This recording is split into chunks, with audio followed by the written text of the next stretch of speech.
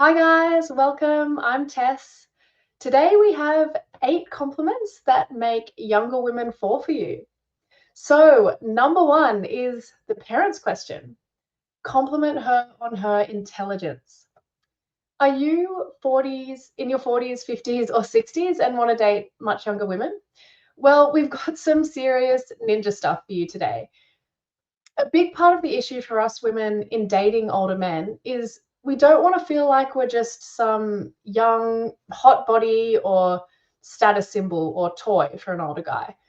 We want to be valued for more than that. And we can get seriously insecure, and I mean seriously insecure, when dating an older guy, particularly if he's pretty confident and we're just not really sure why he's honestly interested in us. So, if you compliment her honestly on any of the following points, it's going to help her justify in her mind why you're interested in her and make her dramatically more sexually attracted and invested. And I suggest you watch till the end tonight because we've left 2 or 3 of the best ones till the end. So, James is going to be joining me in a second, but let's get stuck straight into point number 1, which is the parents' question. This is in regard to her intelligence. Yeah, this is one of my all-time favorites. So, yeah, I might kick this one off. Yeah, it's so freaking good. I present it in many different ways, but typically, wow, you seem really intelligent for your age. Tell me what your parents do. Do you see how I'm hiding the compliment with a question? That's very, very powerful. It's not just like, you're really pretty. If I say something nice, maybe you'll go on a date with me. It's like a genuine inquiry. And what I've found in 9 times out of 10, if I'm dating a girl, dramatically younger than me, and she's really intelligent and she's enjoyable to talk to, her dad's going to be, whatever. The dad's usually professional people, like so many, like the top 6 women of my life, nearly all their fathers were engineers. And there was another one who was like degree in computer science, usually PhDs. And so often the mums were really smart too. So that's how I got the intelligent women. Like this, literally 6 greatest women in my life are all like that. So yeah, so what you do in the real world, if intelligence is what does it for you, if you like other stuff, we're going to have a whole bunch of suggestions for you, and we're going to give you some, if you like scripting, I hate to use that term because it's got to be genuine for you. You don't just copy what I say. But yeah, we'll give you a whole bunch of things that your girls are, oh, okay, yeah, I'm not just that hot body he in firm boobs he wants to get his hands on. He actually respects me for X and Y. I think Tess said at the start how insecure younger women get around an older guy. Most men just don't understand that. I've had a few good laughs at that in the last few days. Yeah, so yeah, dozens and dozens of others. So yeah, the way you do it is anytime the girl says something that's legitimately intelligence. I'm chasing intelligent girls. I can barely speak my language. I only speak one. Then you've just got to call it out and go, wow, that's really fascinating. Tell me more about that. Or yeah, you really want to let the girl know why you're interested. But you got to be genuine. You got to be genuine. It's not some pickup artist. I think they call it qualification or screening or something. It's like stuff that really matters to you. Now, if like of all the things I look for in women, intelligence is very high, but you got to work out what's high for you. Tess, what's your perspective on intelligence? Tess went to a selective school and has got 2 degrees, so she's a fantastic example of a girl who's very beautiful, catwalk model, and also pretty bright as well. She just texted me, silly old codger. Tess, what's your perspective here? Yeah, absolutely. This is so important. Women who are young and beautiful and they just get complimented on their appearance constantly, it actually starts to become a bit of an insult, I could say, after a while, because when it's all people see on the surface level and there's so much more to her that she can offer as a human being and how she values herself, maybe her intelligence or her unique hobbies and interests or whatever it might be, for you to actually be able to connect with that and compliment her on those things are going to be so much stronger to make her feel valued and seen for who she actually is, rather than just her appearance, you know, how pretty she is or how hot she is or whatever it is. So yeah, if you can, yeah, if she's an intelligent woman and you can see that, definitely compliment her on that and be genuine about it. And you should be trying to connect with her around those things as well, if that's what you want to compliment her with. This is great. Just to be clear, I'm plagiarizing a great man called Dale Carnegie, who wrote How to Win Friends and Influence People. Yeah, but you got to be genuine about it. It's not some crazy pickup artist thing. Okie dokie.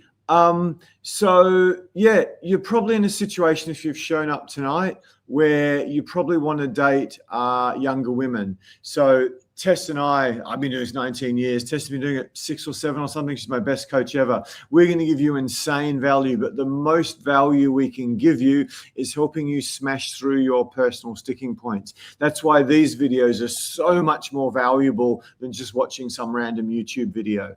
So yeah, whatever your 40s, 50s, 60s, and you want to date women, say 20 years younger in many cases, if you're in your 50s or 60s, maybe 30 even if you're in your 60s, which many of my clients do. And what are you scared of? You're scared you'll be savagely rejected, humiliated in public.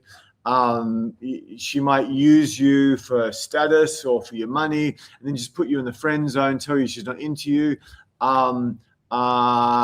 You could be humiliated, you could be rejected, you could be made fun of. And yeah, I've had situations where young girls dated guys and used them, and the girls just laughing their ass off at them at the back and coming up with really unfair nicknames for them. Like one girl I know called this guy Gandalf. And yeah, and there's other things that we get into in some of our other ones I can talk about tonight. Difficulty with her friends, which can be a challenge, and difficulty with her parents, which sometimes goes not too bad, but can be a nightmare. So yeah, what are your questions? What are your questions? What are you scared of? Why aren't you doing this now, given you showed up? Let us help you. Let us help you. So let's get into the next point. Tess, you can put it up. Have you lived in Europe? Can anyone guess what I'm alluding to here? Put it in the questions. There's going to be the big lag, so I'll tell you later. Stylish. If you're in anywhere in America and pretty much anywhere in Australia, Melbourne's a lot better, and you see a girl who's stylish, it's like, I'm going, oh, hey, have you lived in Europe or something? Or if she's like funky, fashionable, stylish, I might even ask her, does she work in fashion?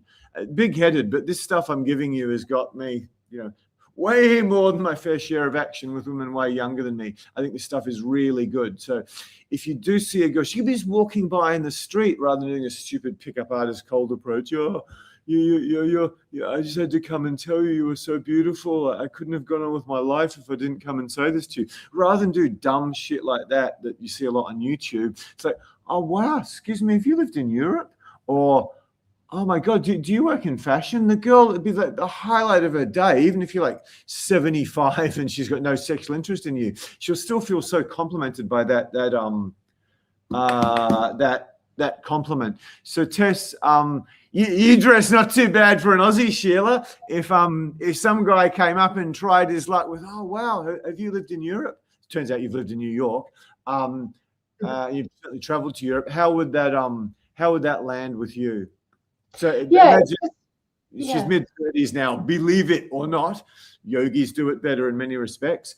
But yeah, let's say you're 25 and a guy who's clearly late 40s or 50s came up and tried that on you. How would it go if it's genuine? Yeah. So yeah, exactly. So if it's genuine, it's obviously going to be received well. A compliment that's genuine is received well. But the thing is, with this one, you're complimenting her on her style or the way she looks, right? So this can be a huge cause for women to put up a barrier. If you just go up to a woman and say, oh, I love that dress, or you look great in that outfit, she's going to think, oh God, this guy's been checking me out, like creepy, right? That's her immediate thought. But if you say something genuine to compliment her style, like the way James has presented this to you, oh, have you lived in Europe? Or hey, do you work in fashion? I couldn't help but notice that you're really stylish. That would not cause her to put up a barrier, because it comes across really genuine. And obviously, you'd only do this if it was authentic. You're not going to just use this line on any woman you see. If this is something you genuinely want to compliment her on, her style, this would be the right way to do it, rather than just saying, oh, you look great. Do you guys see the difference there? So it's just one way. You're being too it comes across as creepy because it just comes across that you've been checking her out. Whereas when it's about the style rather than about her body, then it becomes a genuine compliment and she will receive it that way. So that's, this is great. This is really good.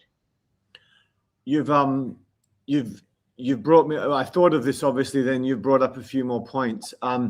If she's just completely skin tight, hugging, half her like genitals hanging out, most of her chest hanging out, don't go, wow, you're really stylish, because what you're saying is, I'd like to stick my dick in between those. Don't do that. I mean, if she's genuinely stylish. The other qualification with this is like, if you dress like the average Aussie boy, you probably don't want to go up to girls and say you're stylish. That's a pickup artist classic. It's like the top 5% of worst dressed men in the world, and they tell some girl she's stylish. Mostly she's not, but you've got to know what stylish looks like. So again, everything is honest from Social Coach. I can do it because I'm stylish in a very, very boring way. That's quite important. What was the other thing I was going to say? Yeah, I mean, I should have given you guys some context at the beginning. So yeah, sorry for anyone who's watched this far and I haven't given you this. So you could use these, and I've used these regularly to stop girls where, I see them or they're sitting or they're walking in the street. Oh my God, excuse me, have you lived in Europe? And then she's like, what? I did a summer in Paris when I was, you wouldn't believe how many times I've heard something like this. You wouldn't believe how many times I've gone up to some Aussie girl and I've gone, oh, tell me, have you lived in Europe? And she's, oh yeah, I did a summer in Paris. Or I did year 11 there. And so often I get this stuff right. Like so much of what I teach and what I've perfected for myself and my clients on women, I started listening to podcasts of all these like CIA, FBI, Mossad dudes, just because I'm kind of interested in doing anything I can to make my courses even better. And they're just doing the same shit I am to become some Jeffrey Epstein secret agent. It's just the same skills I teach to get you guys the love of your life and a hell of a lot of fun along the way. It's the same set of high-level elite social skills. So that's the way they would, what they call it? A source or something. I can't remember the exact word. Okay, so that's good. We've got some questions coming through. We might do one more, then when we get to your questions and say hi to our regulars. So, let me see. Tess, if you get a chance, maybe just when I'm talking, if you just can delete the thing after the dash, that sort of gives away me secrets. I didn't explain that very well at all. That's my fault. Okay.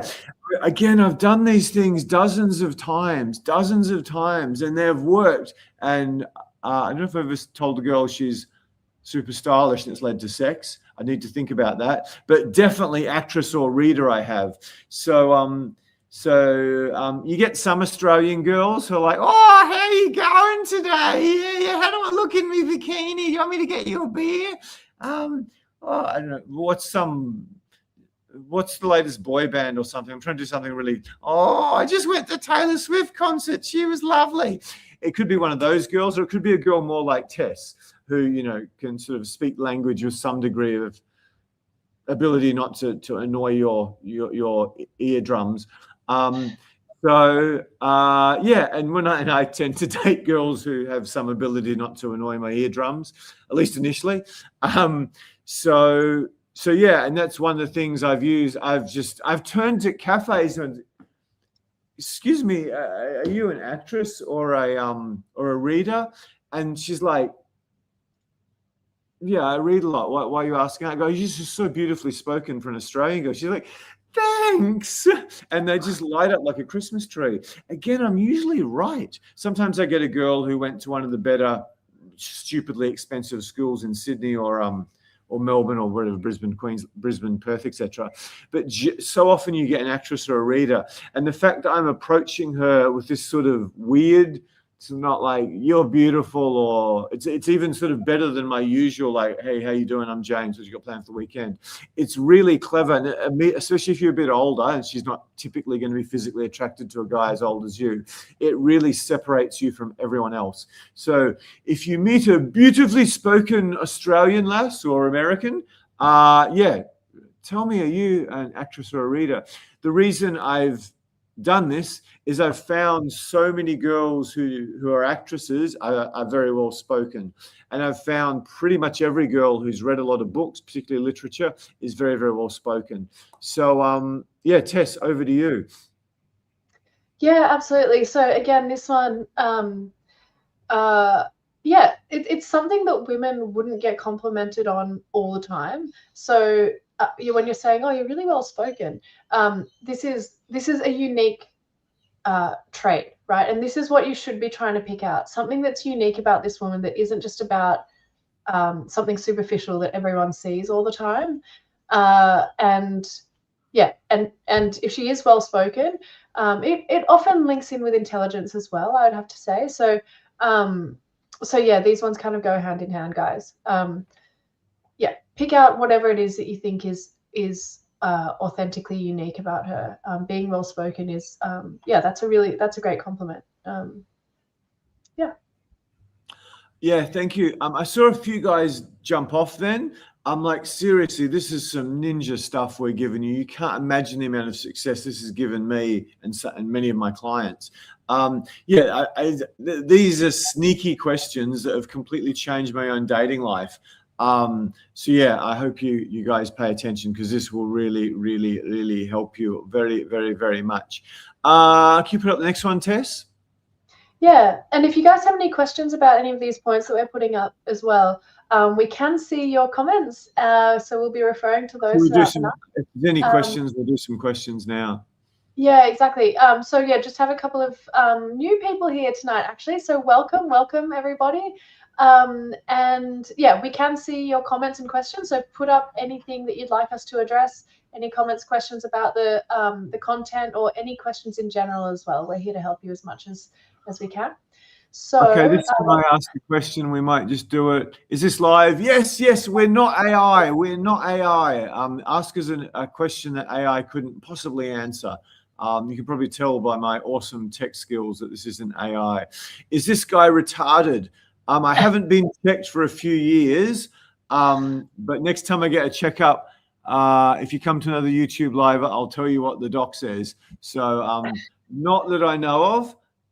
You're not meant to use that R word now. No, the R word, you're not supposed to use that. So let's get it off the screen. I kind of like the fact that you still do, but anyway, yeah, we might get in trouble with YouTube. So yeah. I'll give you a mental health update and just let you know. A couple of my ex-girlfriends tend to think I am, particularly once I decide to break up with them. Can anyone see this message? Yes, we can. This is live. So ask your questions and we'll give you our answers. Okie dokie. So what's the next one, Tess? The next one is number 4. Are you a ballerina? Are you a ballerina? Okay. Yeah. Okay. Probably the 4th greatest woman of my life was a classically trained ballerina who was on her way to like being a serious ballerina in country called Russia. And watching this girl move was like the most erotic thing I've ever seen in my life. Let me just give you some backtrack. If you see a girl who's very graceful and she moves beautifully and she walks beautifully, and even I'll talk about this ex-girlfriend of mine.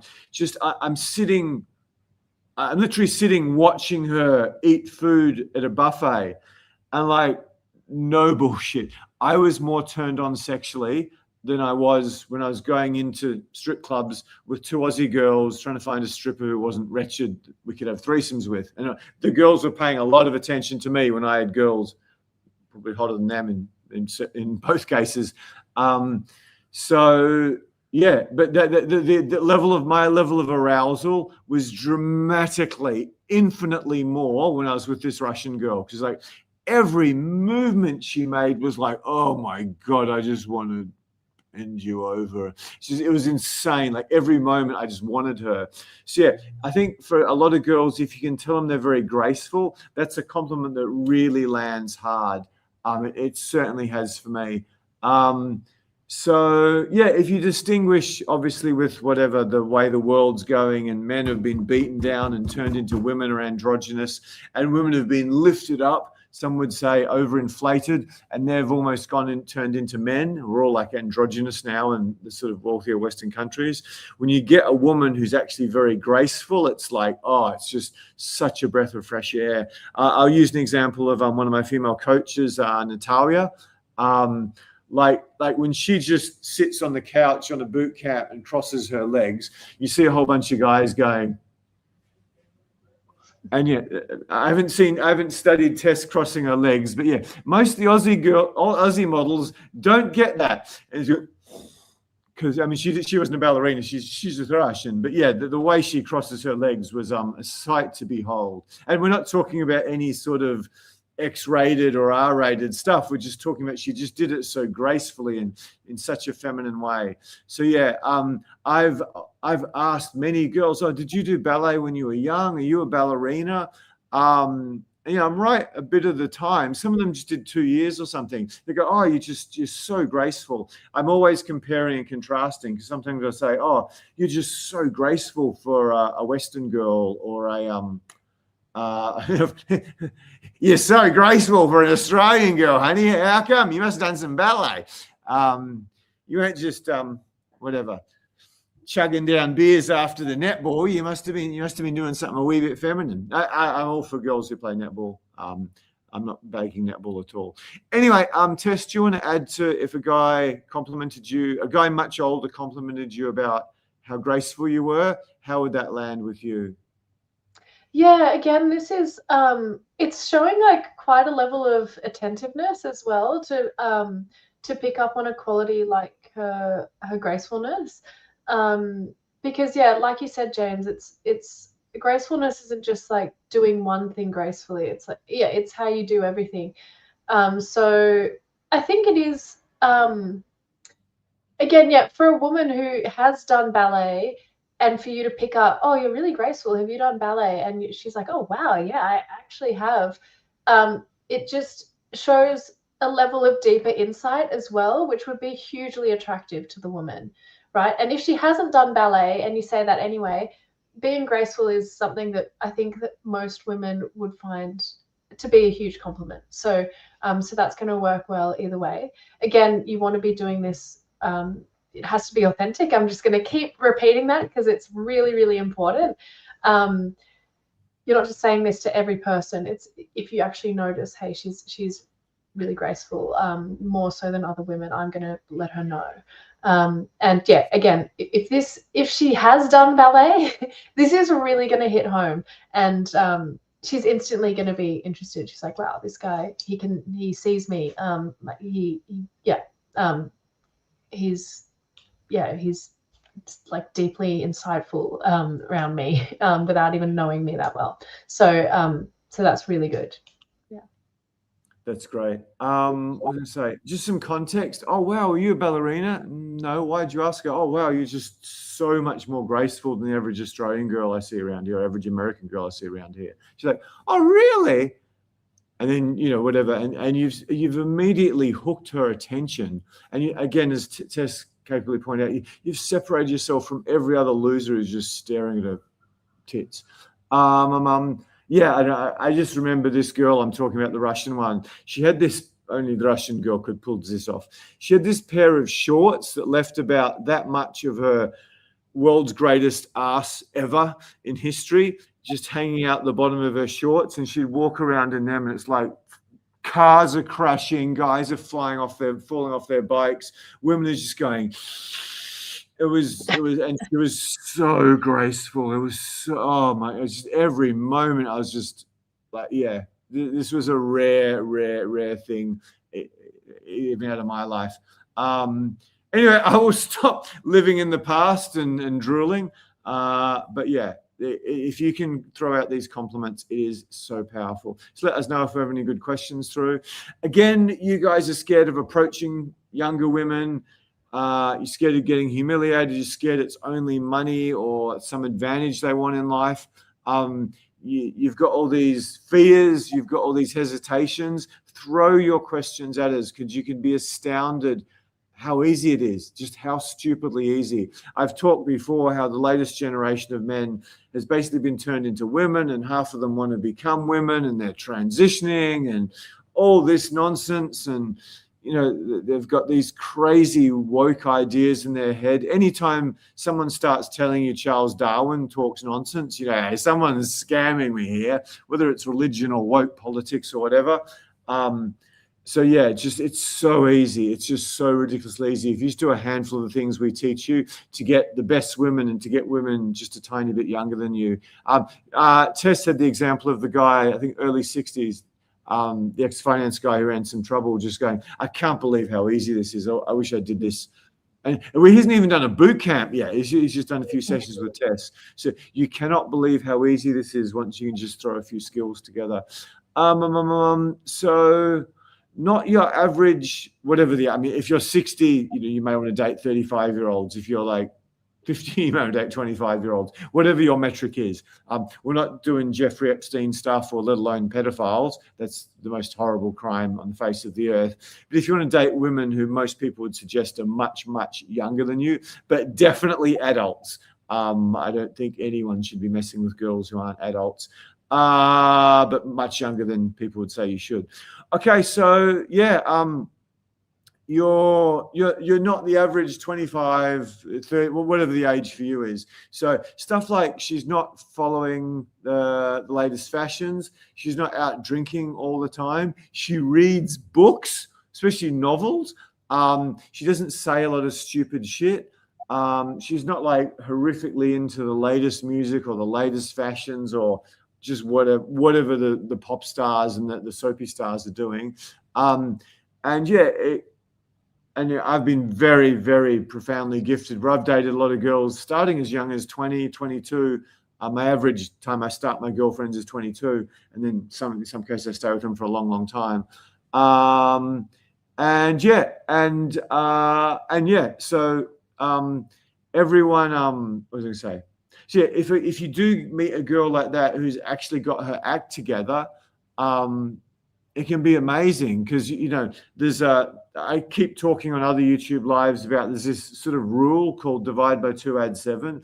I think for guys who are a bit more intelligent than average, who've done a bit more with their life than average, and the same for women who are a bit more intelligent, a bit more worldly on average, dating someone around your age, it just doesn't work. It's like it's against the laws of physics, because what I wanted when I was 34 was completely and utterly monumentally different than what the average really hot educated 31-year-old wanted. So when I was 34, if I even tried to date a 31-year-old, it's broken before it starts, no matter how wonderful she is, no matter how wonderful you are. So equally, I think as older guys have a lot going for us, like a huge amount going for us. Because if I meet a really, really good girl now, I'm not like, oh, she's great. But would you look at that? And she's really interested in me, possibly because she's seen me with her. I might just go, slip one or two into her and see if I can get this one back. We hopefully we don't make these stupid mistakes, and we're so much more mature. So just to add to a point, I do get a lot of quite high value guys, I think is what YouTube calls them. I get some pretty seriously impressive guys doing my courses who are crap with women but quite impressive in most other ways, or even just struggling a bit with women and wanting to get someone better. Everyone craps on about how models, Tess is a model, they're like coke addicted, they're smoking the Marlboro Lights, they're eating lettuce leaves every day, they're painfully thin and all this sort of thing, and not healthy. And there is a lot of truth in that. The truth is that the models, and there's been a few I've got to spend time with, in some cases to spend years with, there's some of them are some of the most amazing women you can ever meet, because what happened in most cases at 16 or 18 or 15, they got headhunted, and some of them got to travel around the world and just experience the world and live in this world where they're constantly being manipulated and used and taken advantage of.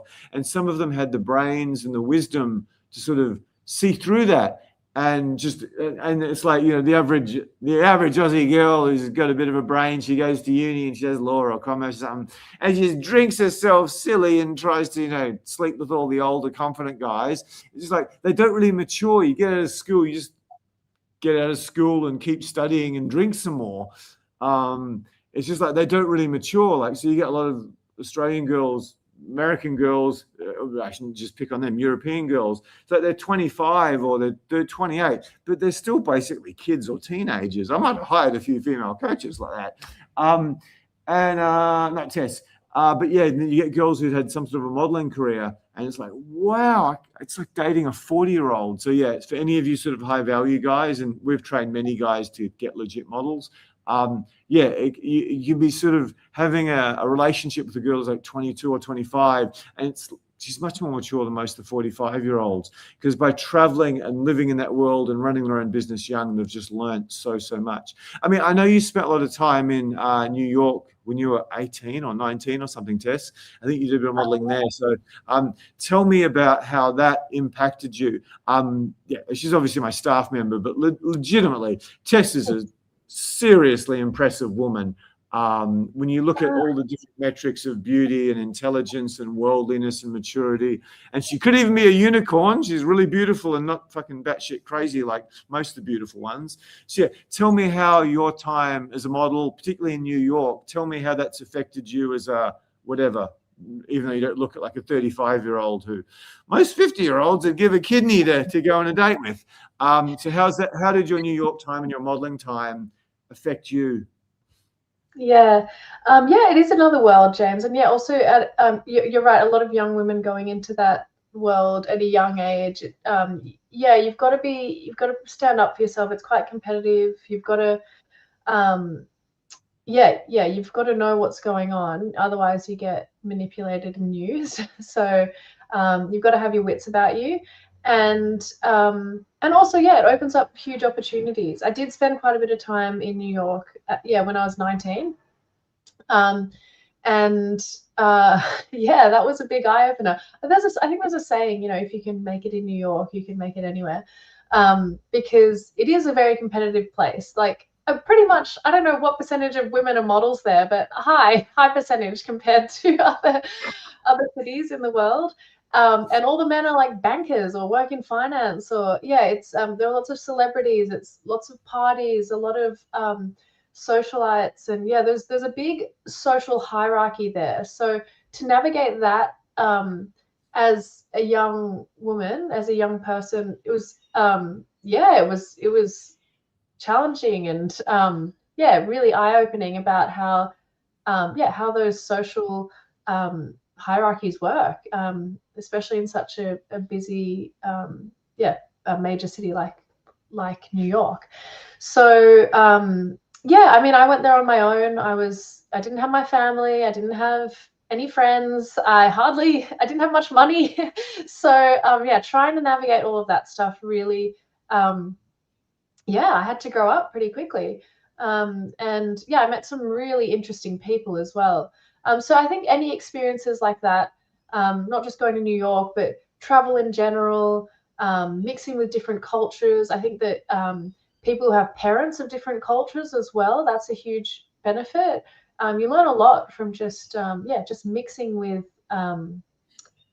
different people, really. Like, you need diversity in your life. If you're just stuck in the same small town with the same handful of people, you're kind of lacking in that department a little bit, I think. So life experience really is a huge it really contributes to a lot of things, just the way you view your world.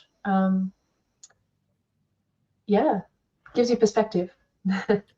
Just to give you some perspective on Tess, I mean, what have I hired? 50, 60, 70 models. A lot of them I just got rid of because I didn't want them. And then there's been the core group that I've hung on to for a decade. We've got this great picture where we've got 3 girls and a picture of another girl who's on a billboard.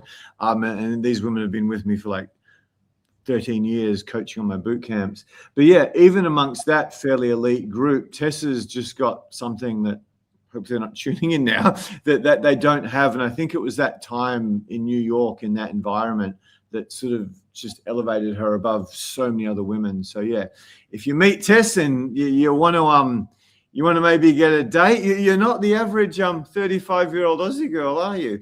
I'm not just talking about that supermodel smile. So yeah, that can be a really, really good one. Again, questions, dudes, questions. You're scared of rejection. You don't know how to handle it. You don't know what to wear. You're scared they're all dumb idiots that it's hard to talk to. That's not the case, I can promise you. To share your sticking points.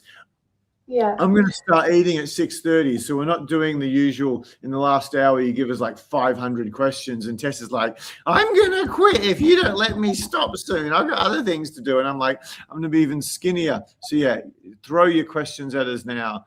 Where are we? So we'll give you the next one. Another one of my favorite. Sorry? Okay. We had a question on that point there. I'll just quickly put it up. Oh, just good on you. relevant. Yeah. So History says, do you explain the reasons for the compliment to her or just throw out the line, e.g. explain to her why you think she's not like other 25-year-olds? Yes, absolutely. You should be explaining to her why. So that last one, you're not like most 25, 35-year-olds I meet. Tell her why. Otherwise, she'll probably ask why. But that's the important thing behind that compliment. You're pointing out what's unique about her. When you point out anything that's unique about a woman, it makes her feel special, right? So, and when you connect with something that is a deep value of hers, or something that makes her feel, is a big part of her personality, her identity, or something that she's really passionate about, and that's the unique quality that you point out and compliment her on, that's amazing. You're really connecting with her as a person. So when you say to her, you're not like most 25-year-olds I meet because so-and-so, whatever it is, we've given some good examples of things you can compliment, like you're really stylish, or you're really graceful, or you're really intelligent, or the way you communicate is really eloquent, or something like that. You're really well spoken, or you just have a real presence with the way you communicate with people, something like that, something that's going to make her feel special and that's really authentic. That's really important. So that's a great question, History. Nolan asked an interesting question. Tess, have you ever dated anyone who received James's training and excelled at it? No, I don't date clients. That's a little bit, there's a bit of a, we just don't do that. It's unprofessional. So I'm sorry, guys. I will date you on Zoom in order to coach you, but not in real life if you're a client. Sorry. But, some guys who have gone through the training and towards the end of it, I'm like, have, really improved. I cannot deny that I've legitimately thought, wow, there's some attraction here. So it really works, even when I know that I've trained them. and for all of the coaches, it's the same thing. When clients do what we teach them really well, there can be some undeniable attraction. But we haven't dated. I might just expand on that. Particularly when we do our Australian events, we have a rule that the girls can't date the trainers can't date the guys. We get some very wealthy guys just off a horrific divorce who are in a very, very vulnerable situation. So it'd be very easy for one of my coaches to take savage advantage of him. The other thing is, we have some, not the most attractive guys who might be in a room in a boot camp with some 6'3" alpha male hedge fund guy. And I've had instances where certain girls just sort of neglected a client because they were so gaga about one guy. There was he wasn't necessarily a hedge fund guy, but there was an example of a guy in the last boot camp who, the other guys just could not compete with. The girls were far more interested in him than he was interested in them. in part thanks to Tess training him so well to do something with one of the senior coaches. But I've found out many, many, many, many times that girls have chased the clients. Quite often it's just to piss me off. Often it's just to piss me off. But yeah, they have unbelievable levels of attraction. She's not with me anymore, but one of the swimsuit models who usually dates like 6'6" basketballers or rugby players or football players, she hunted down this 5'8" Asian guy with a vengeance. He was sort of charming and a bit charismatic and somewhat cool. But yeah, she was just gaga about him, and she was taller than him, his height. And he was like my build, skinny. He's a smart dude. But yeah, I've had so many instances where my female coaches are just throwing themselves at my clients, which gets really old because it's, and because the girls know there's a rule that pisses the other. I've had to get rid of a few girls for that one reason. So yeah, the girls do get very attracted to clients. There's a couple of girls I've had to stop using because of that. But who knows, if you guys want to pay for the super expensive Bali Bootcamp where it's not in Australia, I might just go, do what you want, like girls and boys. I'll get the female coaches, guys. They might take a while to get who are well trained, and you guys can go for it. So maybe in Bali, I won't give a shit about that rule. But yeah, maybe that'll happen. But in Australia, I think we will probably maintain it. Anyway, so I don't want to be known in the world as I don't care what you think about me, I'm a motherfucking PMIP. I don't really want that as my job occupation. But yeah, in Bali, we might loosen the strings on that horrendous rule. In part because, I mean, this is how pathetic Australian men are. Some of my model female coaches, they've just never got a guy. They've just never found a guy. One of them, a swimsuit model, she literally had to import a guy from Croatia because all the Australian men were so pathetic, none of them could satisfy her. So yeah, you get a few of the tricks Tess teaches you, and Lord knows what happens next. Okie dokie, number 6, the tomboy. I kind of love tomboys, especially if they're a little bit feminine. What do I mean when I talk about tomboys? Okay, I'll just give you some examples. You go on a date with her, or she's your girlfriend, she's running around on rocks catching crabs. She's a girl you can go hiking with. She's a girl you can go hiking with. I've dated some really beautiful girls, some of whom were intelligent, but like 2 kilometers into the hike, they're like, just no, this is not lasting very long. Like girls who can climb trees, girls who can do shit. That's a huge turn on for me. That's a huge turn on. So I call it out. I do it. I might sort of call, oh, wow, you're the uber feminine tomboy or something. Tell me about your childhood. And I've just got all these ways of throwing in huge compliments that don't sound like, oh, if I say something nice about you, you might suck my what's it. So, but again, it's all genuine. So, if a girl can play sport really well, that's insanely, whatever, a 7.5 on a tennis court who really knew how to play the game is probably more sexy than a 9, and potentially even a swimsuit model. Like if a girl can really play sport, that's huge for me. So yeah, you want to call that out. One of the models I dated in New York, the thing I just went on about, she had the biggest vertical leap of any woman I've ever seen. I mean, Natalia's got a huge vertical leap, but this girl was way above Natalia. So yeah, you want to call this stuff out. Like you're the feminine, or you're the girly tomboy or something like that. It's not a neg, but then you explain what you mean. You can just say, wow, you're really good at netball, or you're really good at tennis, or you're really good at whatever the sport is. I love girls who are really athletic.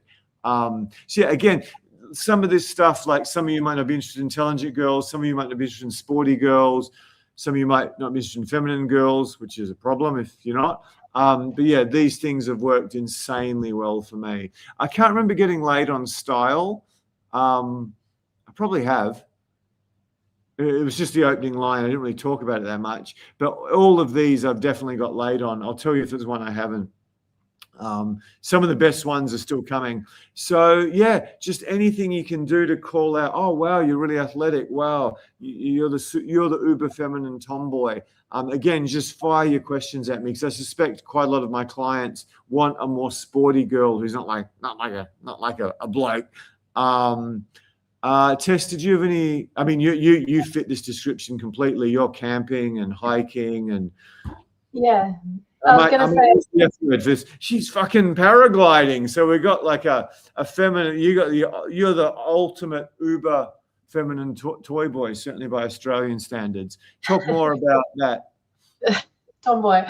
Yeah, no, I think yeah, I was going to say this is one that really resonates with me personally, and I think that I think when someone connects with me on like my adventurous side, because for me it's not really about playing sports, but it's more about my adventurous side. So I am into adventure sport, paragliding, surfing, camping, hiking, all of that stuff I really love. I'm really passionate about that stuff. So when someone recognizes that about me and my passions and connects with those things, it really hits home with me. Obviously if this is something that that's authentically true with the woman that you're dating, then yes, you should definitely try to connect with that.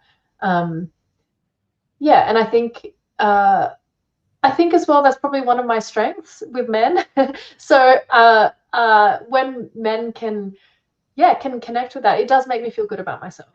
So it's definitely something worth connecting with. Yeah, I can't say I've dated a paraglider, but I dated a girl who was a pilot for light aircraft. And like when I found that out, I'm just like, yeah. She didn't turn out, it was just a few times, but it didn't turn out like a relationship. But that was a major turn on for me. And the fact that I was so turned on by that, I think really helped me. So many of my clients, like hundreds, have sort of followed in my path and got a bunch of threesomes out of it. And quite a few cases had 2. Some of them have beaten me. Some of them had 4 bisexual girlfriends ongoing in a relationship where they just mix and match them. But the best thing about having 2 bisexual girlfriends is when you wake up in the morning and 2 girls roll over and just lie on your shoulder and you're just doused in estrogen. It's really special. Obviously when everyone comes together is like, wow. But one of the best things is you can go crazy trail running, hiking, and you don't need to go at girl speed. And the thing is, when you got 2 bi girlfriends, women never fucking shut up. They just never shut up. They talk all the freaking time, and it really gets you down because it's like they just never stop talking. So you just delegate a whole bunch of the talking to the other one.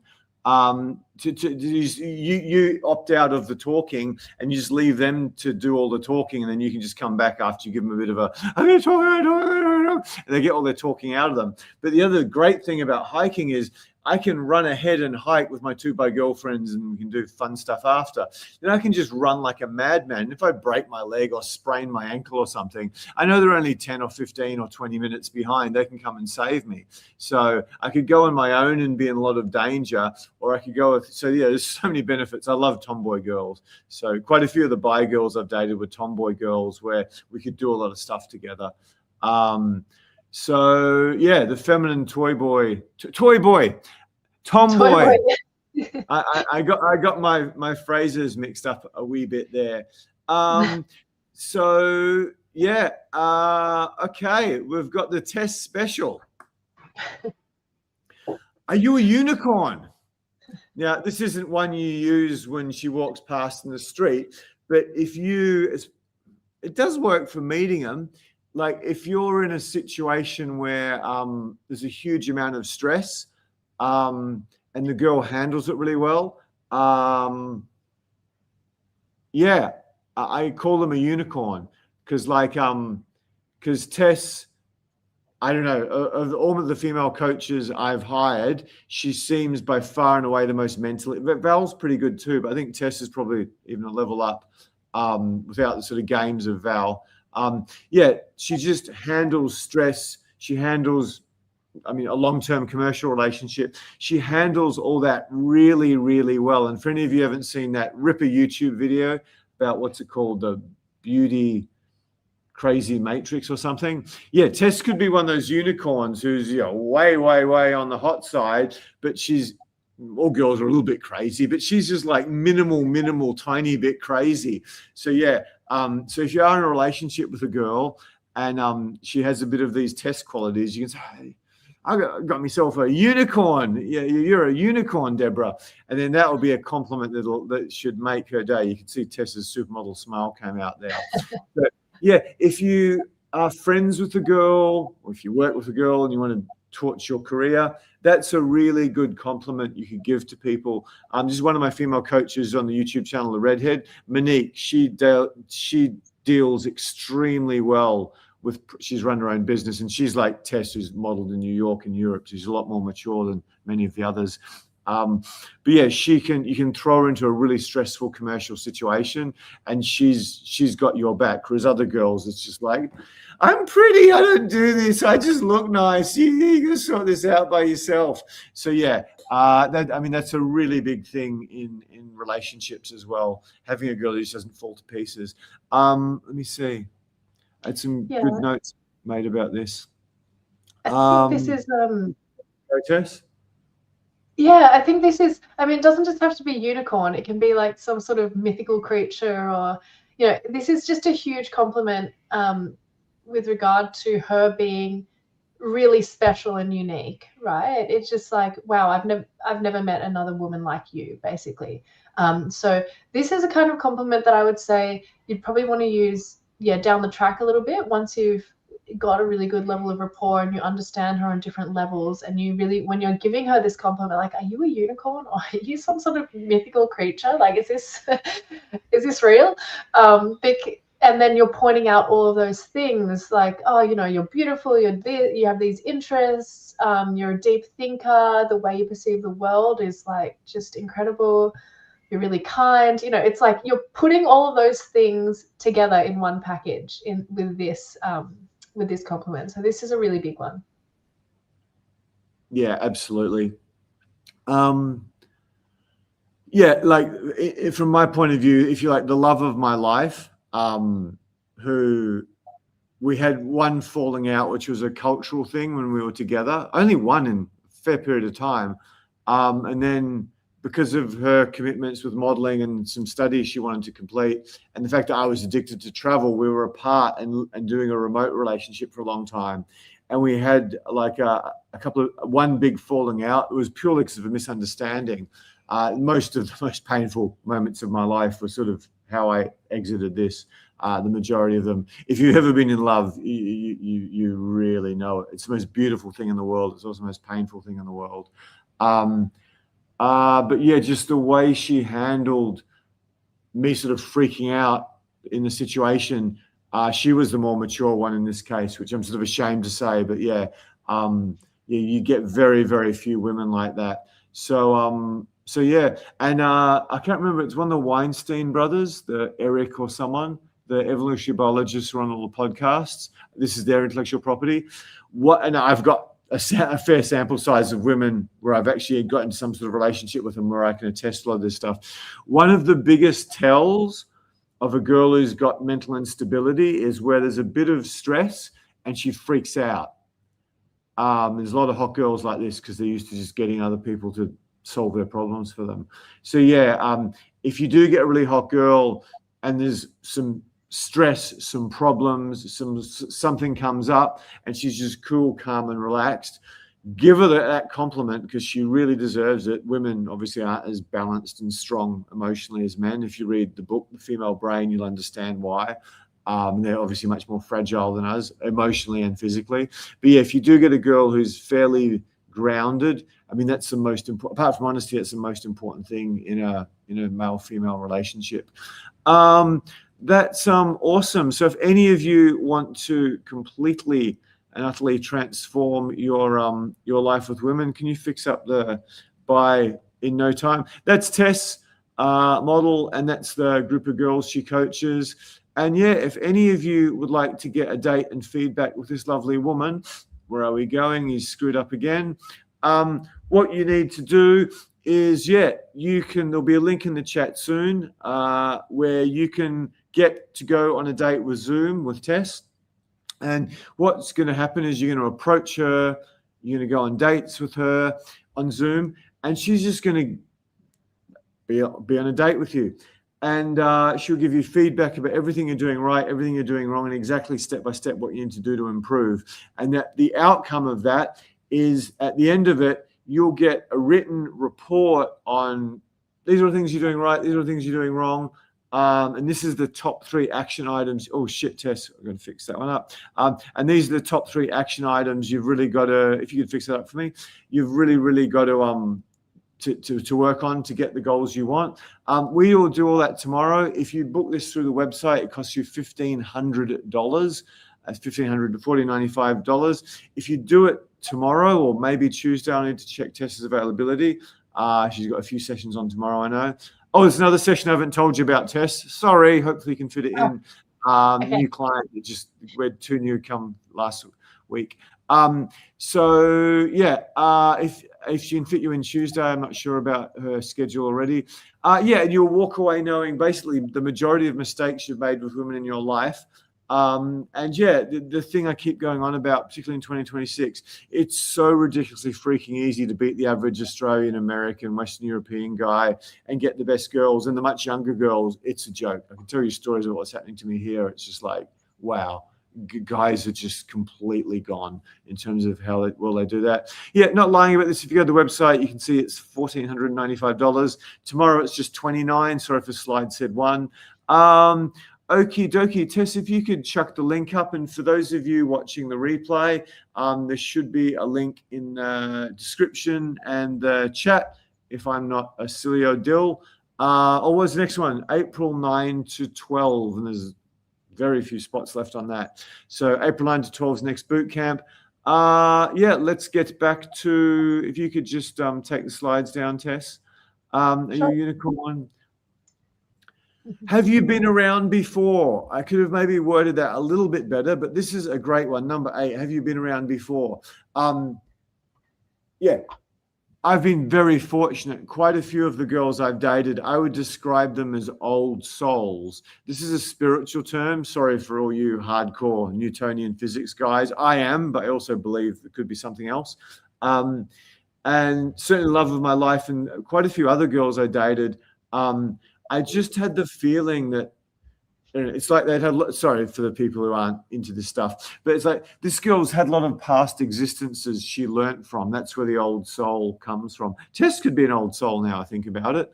So what I've done is I've just said, oh wow, you seem like, particularly if you're like 21, 22, and it's genuine. I go, wow, you seem like a little bit of an old soul. And then I just stop on that and I'll wait for them to ask me questions. And they go, what do you mean about that? And some of the more spiritually yogi, meditative girls, they'll be really flattered by it. But most girls go, what do you mean by that? And that's like they're giving me license to just compliment the shit out of them. Again, honestly, women know when you're lying. So this has been one that's worked insanely well for me. I mean, this is something I've used genuinely on, I shouldn't say dozens, but well over 10 girls I've slept with, because I do go for the younger girls who just seem very, very mature, particularly a little bit spiritually mature. So, Tess, given I've just identified you could be an old soul, let's take you back to your New York modeling days. If you're early 20s and some guy who's like clearly late 40s or something tells you're an old soul, how would that help his chance of getting you out of your knickers? Again, saying you're an old soul, or like it feels like I've known you in a past life, or like I don't know, it feels like we've known each other for years, although we've just met. Those sorts of compliments. What you're really alluding to is, maybe she's wise beyond her years, emotionally and also intellectually. But when you're saying, I feel like I've known you for years, and we've just met, you're really highlighting that you've got a deeper connection beyond the superficial, that this is something special. This connection is a unique connection that's not, you know, that you haven't found with many other people, that sort of thing. So whenever you're highlighting that connection, that's going to be really authentic to the woman. It's going to make her, again, feel very, very special, unique. This is like, yeah, it's a special connection. So yeah, again, authenticity is really, really important. Don't just say this to any woman you meet, because women can tell when it's not authentic and you're just saying the words but you don't mean it.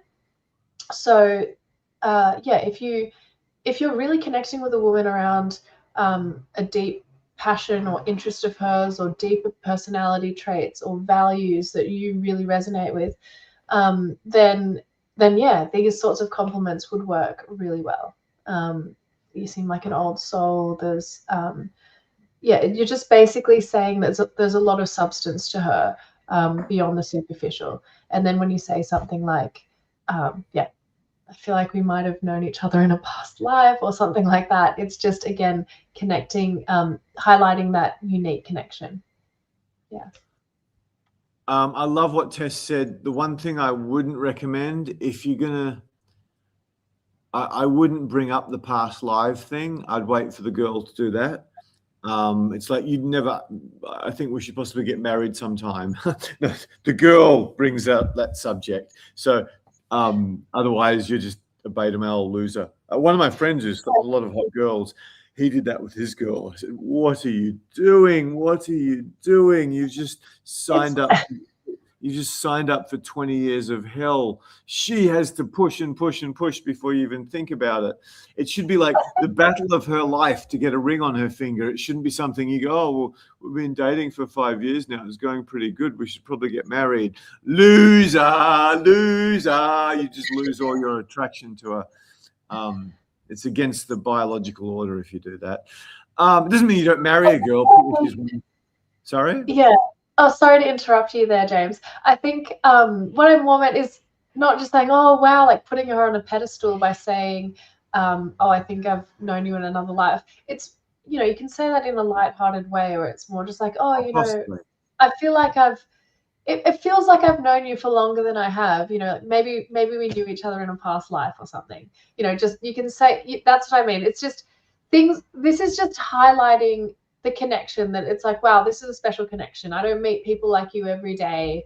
There's a lot of substance to you that's I haven't seen in many people. It's the same thing. It's just different words, really. You're an old soul. Yeah, again, you're just saying, like, there's a lot of depth to you, and I can see that. That's what the real compliment is. Yeah, Tess and I usually agree on most things, but yeah, I wait for the wee girlie to bring up the past lives. I must admit, I've sat and listened to stories about past lives in order to get my end in. It's happened a few times because there's a lot of really stupidly hot girls who are into all that shit. Conspiracy theory, past lives. The number of times I've just sat and gone, oh, wow, so yeah. And some hot girl, I mean, whatever, I'm quite aware of what's really going on geopolitically, but you get some really hot girls, especially models, who've got some wacky conspiracy theories and some wacky ideas about past lives. So yeah, if any of you guys have sat and listened to 15 minutes of past life anecdotes from some girl just to get you away with her, share it in the chat. Having said that, I didn't do it just a purely Machiavellian or manipulative way. It was like, I'm kind of interested, like, really. So, yeah, I've been told by girls that they knew me in a past life. Okay. Anyway, yeah, Tess, and for any Australians watching, which is probably most of you guys live, yeah, we've had a David and Margaret in the movie show moment. We've had a little disagreement on something. But yeah, men don't ask for marriage and men don't talk about past lives. Don't bring up past lives, in my view. But Tess is a beautiful girl. Her opinion's definitely valid. Okie dokie. We've got a whole bunch of comments now. They're going to come in. Tess, do you want to do some comments now? Yeah, sure. Okay, so let's have a look. Oh, thanks, Luke. You got a special. You got a special place in my heart, Luke. I'll bring you all your mates some beers in me bikini. Yeah. Maybe blow you when you're watching the footy too. Yeah. While you're drinking your beer. I'm a good Aussie girl. Anyway, sorry, Aussie girls watching who fit that description. I satirize myself more than anyone else. I think I got to share a story with Luke. One time I was in LA and I got this Aussie girl. Best body I've ever seen on Aussie girl in my entire life. Like, wow, like carved by Michelangelo.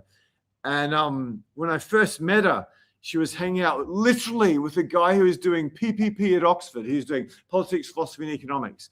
And I was ex-finance, and he really wanted to bang her, and I really wanted to bang her. And she's hanging out with us two guys, particularly him. He had 20 IQ points on me. And she's just saying the dumbest shit ever.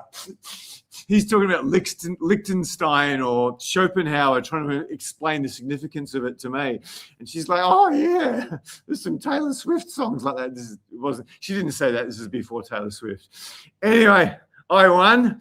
And I ended up with her. And it was like, yeah, this was a sight to behold. This was top 5, certainly top 7 bodies I've seen in my life. It was just like, what the hell is going on there? Just the hip to waist ratio, everything. It was, oh my God, not the tiniest little speck on her skin. It was like perfect. But yeah, just trying to sustain those days. And she was like leaving in 3 days. She'd booked her airfares and all that. I'm like, I really don't want to dump her because she's just so ridiculously sweet and loving and trying so hard to get some sort of respect from me. Other than that, is a crazy body. Yeah, so yeah, she wasn't that bad, but yeah, she wasn't wife material for me anyway. I'm sure she'll make plenty of Aussie guys extraordinarily happy. So I'll never forget those shorts and that top she wore all the time because this was in LA. Anyway, sorry if I sound like a wee bit of a schnob.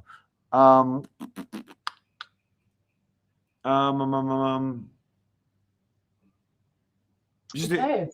Yeah, you get the odd girl from Jersey or Boston or different parts of the world who fit those descriptions, let alone the Irish. Okay, Tess? Okay, so Nolan says, can you give some examples of how women will show interest that are not obvious? Okay, this is a good question, really good question. Yeah, what are some of the things women do that aren't necessarily obvious to show that they're interested? Number 1 is they will test you. So you might think that a woman is being mean or pushing you away. Usually they're tests, and women don't test you unless they are interested. Otherwise, why would they bother wasting their energy? Or sometimes women just get in the habit of it because they want validation, but also but usually it does mean they have some level of interest. Okay, so they will test you. That's sometimes not obvious to men. Yeah, if you don't understand women's tests, you'll probably just think, oh, she's not interested, she's a bitch or something, when really she's actually interested. Okay, so that's definitely one that's not obvious. Yeah, another one, even in conversation, sometimes women, they don't give away what they really want to talk about, or you might ask her a question and she kind of gives a couple of words for an answer rather than just opening up straight away. But what that means is she wants you to engage further with her, but she wants you to pick up on that. So we really we love it when men can be really perceptive and just know what we want without us telling them, which is frustrating for both men and women, but that's just how we are. So it is complicated, but yeah, that's another one as well. Sometimes we leave little sort of breadcrumbs that we want you to pick up on something, but we don't want to tell you overtly, this is what I want, or yeah, I'm really interested in you. She kind of just leaves a trail for you to come, yeah, to kind of pick up on those little signals. Those are some of the ones which are really not obvious. But for anyone who hasn't watched a lot of our content or potentially hasn't done some of our training, there might be a lot of signals which are obvious that you're just not picking up on, in which case, yeah, you'd think they're not obvious. So yeah, a lot of women's signals as well that might show that she's inviting you to approach her. This is, you know, before you've actually met. Those are things to definitely look out for. We've talked about these in the past, but yeah, women basically trying to get your attention with big gestures, you know, laughing really loudly, constantly looking over her shoulder or playing with her hair or her jewelry, making eye contact and then looking away, putting herself in your line of sight constantly, just being around you generally. You're like, oh, she's there again. Oh, she's there again. You know, that sort of thing. So they might not be obvious to you if you're not aware of those things. But yeah, those are a lot of signals that she's trying to get your attention.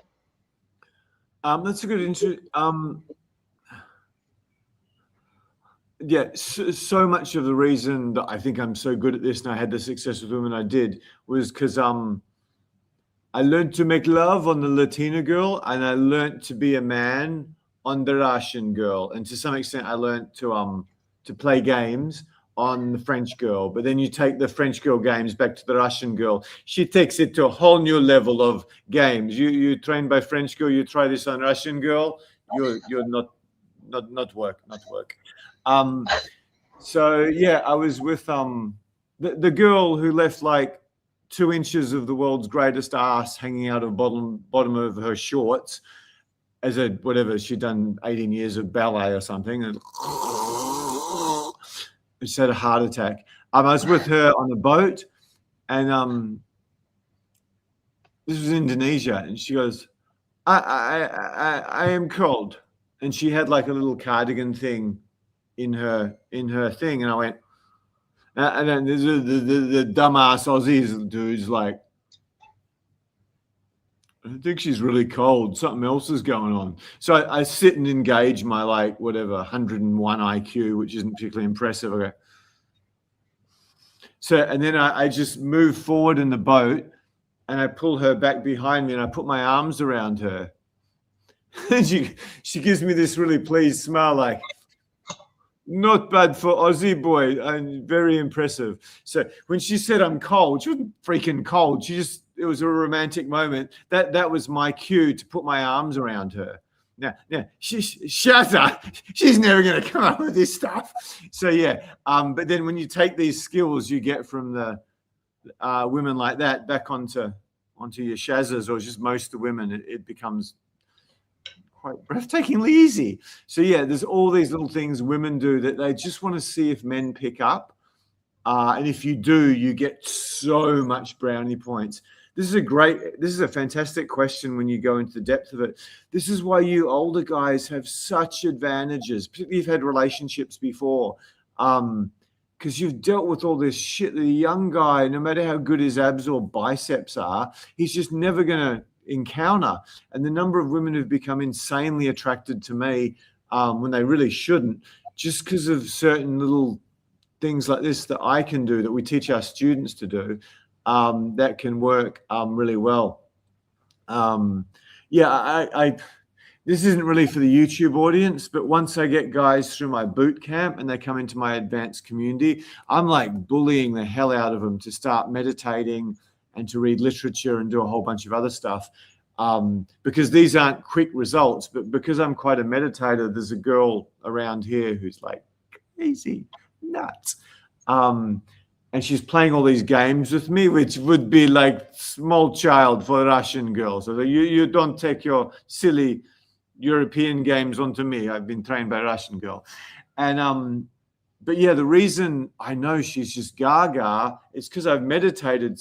People think I'm a wanker when I say this, because I've meditated so much. When she comes near me, my heart rate starts going faster, and I'm like, I'm not nervous at all, not in any way, shape, or form. But she's so freaking nervous. Her energy is freaking me out, which I get from meditation. But again, the reason this is happening amongst hundreds of guys way hotter, younger than me, literally, and she's in the minority being a woman here, is simply because of all these little things like I am cold now, and it's not very cold. And that was me. That was my prompt to give her a hug, and I got it. I actually got that one, probably after missing half a dozen other ones.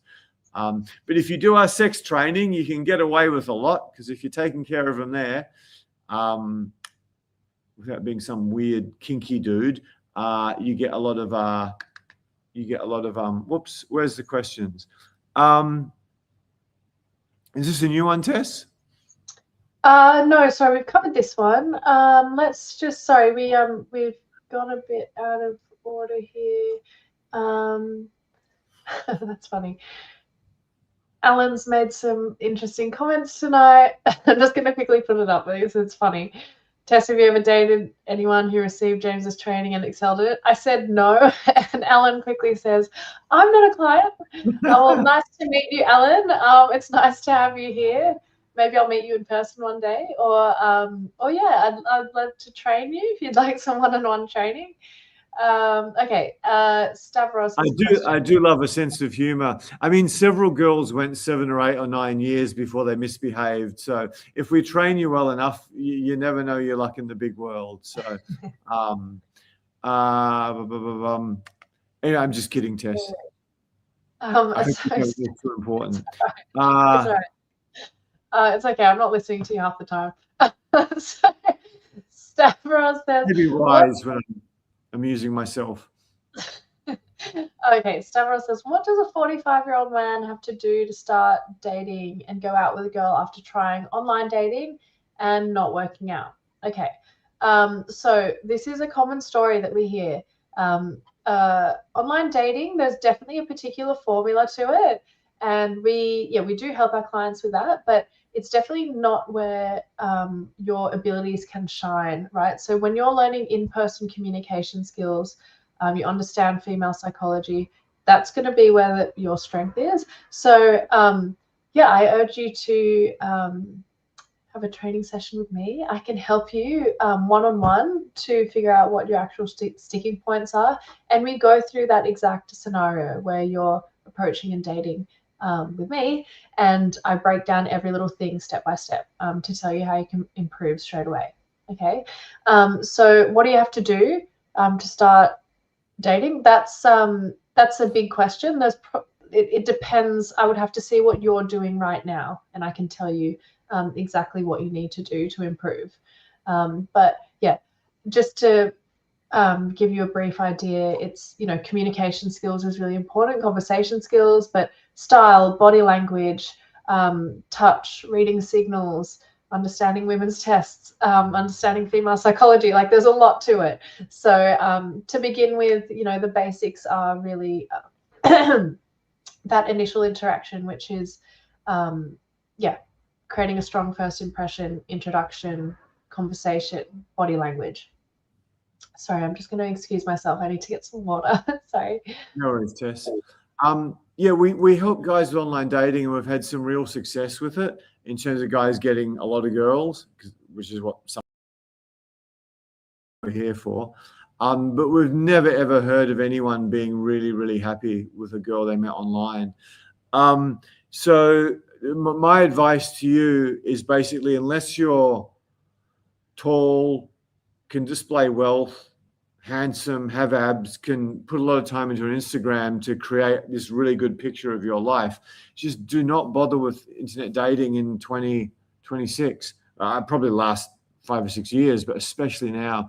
If any of you use Google Gemini, just open Nano Banana, and like high-level Photoshop editing is like a couple of prompts away. Internet dating is just so profoundly broken. It's not funny. It just really is not funny. I mean, there may be some merit when you travel, but even then, the algorithms don't work. They're not designed to get you a good woman. They're designed like a Las Vegas slot machine to keep you thinking it's working, thinking it's working, thinking it's working. So yeah, I just wouldn't bother. Yeah, Tess summed it up perfectly. Touch, eye contact, body language, conversation, just what she said. Female psychology, women's tests. You just got to learn that. The best way to sum it up is, I think it's Alex Hormozi, the business coach. He says if you put 50 hours into any skill, you're going to fly past 98 95% of the population. So just in a language you guys might understand, if you do MMA, which I believe is just like the best of all the different martial arts, including boxing and whatever, if you do 50 hours with a good MMA coach,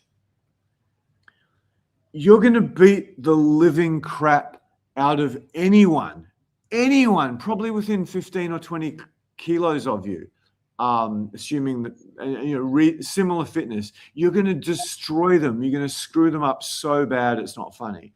Even if they're much bigger, you can just take them down, do some hold, and tear their knee out of joint or something. It's annihilation. It's exactly the same. If you do a handful of sessions with Tess, if you do one session with Tess, it's going to turbocharge you. If you do a bunch of sessions with Tess, maybe some with Natalia Val, then you come to Bootcamp. It's like that. It's like you're just going to destroy anyone, not someone who's really, really good at this. But there's virtually none left in America and Australia, and the few who are Brazilian guys who don't have any money. You're just going to destroy everyone. And you guys go, oh, he's just trying to sell me something. It's true. That's what all our clients say. It's like, why didn't I do this when I was 18? It's so easy. I can't believe these girls would even be interested in me. You just put it, I mean, even put in 20 hours, but put in the 50 hours and just whatever you think is possible for you at your age, at your income, at your height, at your level of attractiveness, you'll just destroy it. And to be honest, I think girls is a far more extreme example than fighting, because most guys are terrible. They're so profoundly awful. I just laugh my ass off. I might have shared with you last time, I watched this really good, super smart German guy, just drunken, just like Me Too assault, basically. He just didn't know what else to do. And she was keen, and she was actually trying to get help in her business from him. And so the average guy just has no clue whatsoever. Next, actually, if you can remember what we're up to, we might just do some more content so we deliver what we promised. And any more questions? I'm definitely taking off at probably 6:15 or something. I want to push my relationship with Tess by going on too long. Where are we up to? We've been around before. Are you a meditator? Okay, because I've meditated quite a lot, I can often sense this energy in men and women, and I personally find it incredibly attractive. So lots of girls who are hardcore yogis, let alone meditate, and this aspect to them that I can sense, and they're a completely different human being. Some whatever hard drinking, coke snorting, DJ dick sucking, whatever typical hot young girl, just chasing some high status guys relentlessly. There was a girl I dated in San Diego, who, I mean, she wasn't that flash, let's say 7.5, and I'd been dating proper models at the time, but I was so attracted to her. Like, I just wanted to throw her down, and all these guys are, oh man, she's the sexiest thing on two legs. But what she had that most girls do is she'd done a lot of meditation, and she was uber feminine. She just, like, she'd destroy girls who were like way hotter than her. We had an example as one of my female coaches where at the end of the course I asked guys, so which female coach helped you the most? And I use that to sort of promote them and fire them, and that's feedback I use to improve my product, just iterate it and make it better and better and better. But I also ask them, just out of interest, which girl would you like to sleep with the most? And just like the tall, handsome, rich guy is seldom, like rarely, if ever, the guy that my female coaches want to sleep with. It's very rarely the most beautiful girl that the clients want to sleep with. Like, men and women have such an infinitely small understanding of what actually works in dating, including most of the stuff on YouTube. It blows my mind. So there was an example. I've gone off point a bit. This is really valuable. There was an example where you got like a girl who was like 5'5". She had a pretty big bum. She had, definitely not a model, average face, average body, slightly above average face. She came to us through some other site. Okay. No, she was referred by one of the other girls. But when I asked, and there's like Monique, the catwalk model, Val, Jackie, Nevin, the swimsuit model, who most guys think has got a crazy body. When I asked them, so which girl would you most like to sleep with? One guy looked at me and goes, are you fucking kidding me? Are you even going to ask that question? And this girl, who was nowhere near as attractive as the rest of the girls, she swept. She got every single vote, apart from the Indian fellow who wanted the beautiful redhead Monique. Because, yeah, the Indian guys, the Pakistani guys will often vote for Monique because they love their redheads. The Indian fellows love the redheads. Give me a redhead. So all my dreams come true. But, yeah, she would just sweep every week. It's like models, like proper models, swimsuit models, lingerie models. Not a chance. This girl just wipes them out. So that's why you guys think, oh, you don't have a chance because you're too old, or you're too ugly, you don't make enough money, or you're not tall enough, whatever. You've got no idea what actually really attracts women. And yeah, a lot of them are attracted by spiritual guys. Don't start meditating tomorrow and think you can have models land on your dick without skill, but it really helps. So yeah, I hope that was really valuable. This one is huge. So I've got to give practical examples. So it's like, oh, tell me, Tess, do you meditate? She's like, yeah, I do a bit. What makes you ask that? I go, oh, you've just got this beautiful spiritual energy about you. I don't know how to describe it perfectly, but it's just, I don't know. It's just really something I noticed. And then you can see them just light up like a Christmas tree. It's a really, really big one that I've used many times. And it's legitimately, it's one of the most sexy things to me. Like the love of my life, she had incredible spiritual energy. She was like an old soul and the most beautiful girl I've ever personally seen with my own two eyes, certainly from the head up. And she was an angel. So yeah, it's I think it's one of the biggest compliments you can give to a woman, where you have that sort of spiritual energy. Just, do you guys know what I'm talking about when I say this? Because some of the guys who think meditation's just a waste of time when you can be drinking beer and watching the footy might think I'm a bit of a whack job. I haven't seen how many people have signed off. This one is huge. Yeah. Anyway, I'm going into the femininity side of it. Okie dokie. Tess, did you want to add anything to that? Particularly if you can remember being attracted to certain guys who are meditators. So yeah. So tell me, do you meditate, or do you have a spiritual practice? Sounds like being a wanker to me. Just tell me, do you meditate or do yoga? I would ask that. Then I'd follow on with the spiritual energy compliment, and that has expedited sex very, very quickly for me, particularly with some hippie girls, but with other girls as well. Tess, go for it. Yeah, I completely agree. And it might not just be specifically, oh, do you meditate? Or, but yeah, when whatever it might be for you that you can connect with more authentically if you don't meditate, it's really about picking out, it's something energetic about her, right? So, and I think, do you meditate? That kind of links in with mindfulness, a sense of groundedness, or her, knowing who she is, that sort of thing. So that's like that. Those are all kind of personality traits, but link into her energy really. So if you're able to connect with that, again, you're really it's a huge compliment to a woman. And also when you're just indicating that you can see beyond the surface level, this is super, super powerful, guys. So I keep repeating this, but that is really the essence of what a lot of these compliments are about. It's about really finding out what's unique about her, intangible, not just surface level beauty, whatever, superficial level interests. These are like unique personality traits, energetic qualities, her deeper values, these sorts of things. That's where the gold is. So yeah, this is a really good one.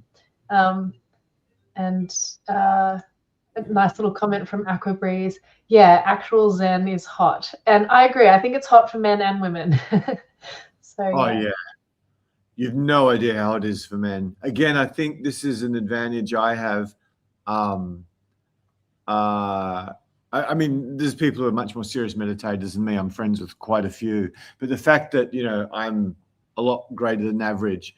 Plus, I mean, meditation. None of you on a YouTube live should go meditating expecting you're going to get some ROI with girls within 6 months. You're not. You need a whole bunch of basic skills that Tess teaches.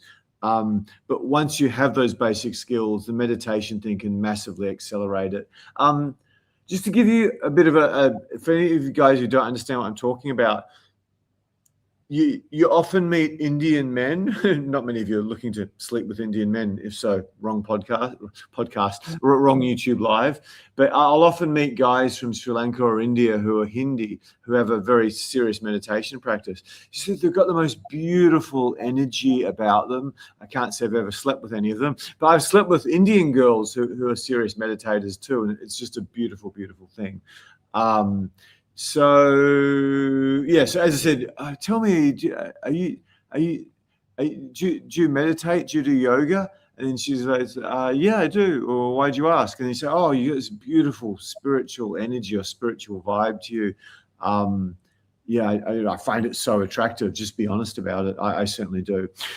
Okay, not like other Western girls. I used this one just the other night, and it had stupendous results in terms of this girl's level of attraction. Again, we're talking somewhere around half my age. If you do it well, it's one of the biggest compliments you can ever give to a woman. It's one of the biggest compliments you ever give to a woman. Tell her she's feminine. So how would you do this? It's just like, oh, wow, you're really different to so many other Australian girls. You're really different to so many other American girls. You're really different to so many of the other Dutch girls. You're just so feminine. And it's not like you compliment and just leave it hanging there hoping she wraps her lips around your dick. It's like you go, oh, you're just so feminine. How come? Why are you so much more feminine than other girls? Sometimes you find like this might be part of Tess's magic. I don't think she's worked in a corporate office that long. So I think that's something that just takes the uterus and just basically destroys it. I don't know if that's the best. Is that the correct bit I should talk about in relative to femininity?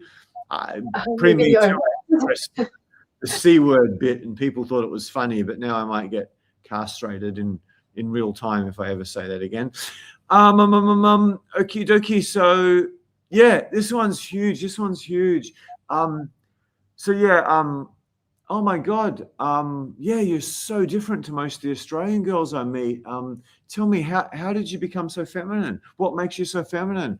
You're so different to all the Australian girls I meet. Why don't you just act like a man like the rest of them? That might not be the best way to say it, but it amused me.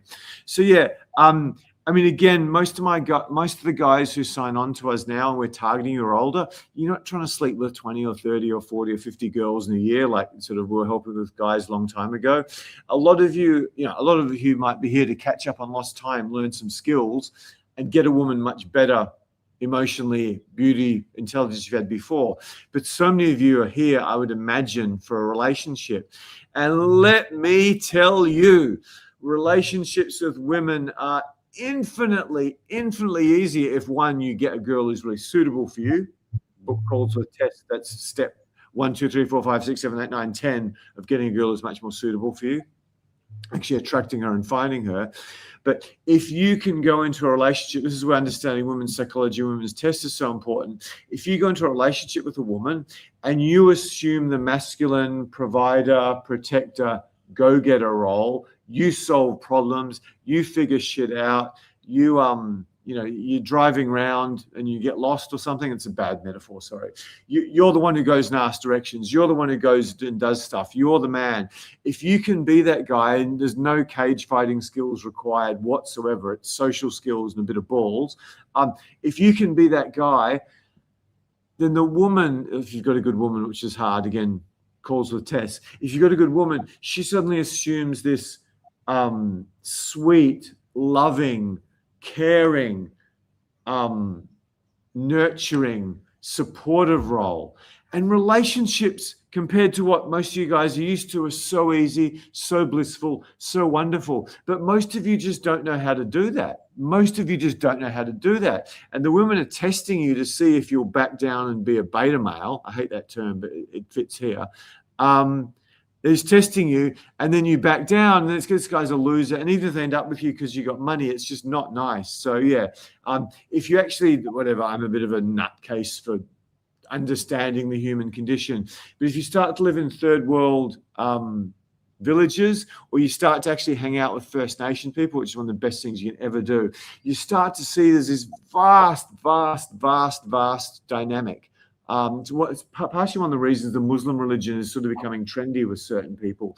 I met a pretty attractive, 23-year-old girl from New York who'd actually converted to Islam, and it's just so sick of toxic femininity. Anyway, I'm getting carried away there with anecdotes, but yeah, if you can actually find women who can actually become feminine, which is very, very hard today, particularly if they've spent much time in an office, or just sort of giving up their female genitals and becoming a man, which is what happens in our society.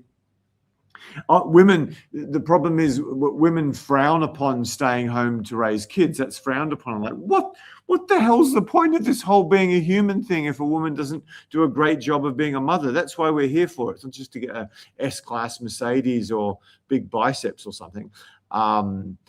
Anyway, bit of a rant there. So yeah, if you can get a girl who becomes sweet,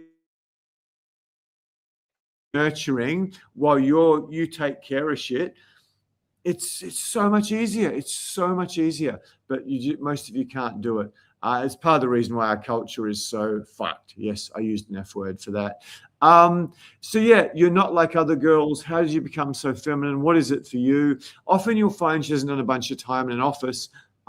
Sometimes you'll find she's come from a Polish, Russian, sometimes Latino background, and she just hasn't had the brainwashing and manipulation and basically the abuse that Western women have, where they're expected to look like supermodels, give blowjobs like porn stars, have 2 or 3 kids and still have fantastic tits, never put on weight, succeed in their career, travel, get Mr. Right and keep him happy. Not just get Mr. Right, but keep him, be intelligent, be worldly, still somehow be feminine, which is impossible. Play sport. It's just like the guys complain, oh, it's so hard to be a guy. It's so hard to be a guy. It's so hard to be a guy. But yeah, women have it much worse than us in today's age. They think they've been liberated. They've just been trapped in a cage they can never really escape from or live up to. Anyway, bit of a rant. Okay, so yeah, not like other Western girls, not like other Western women.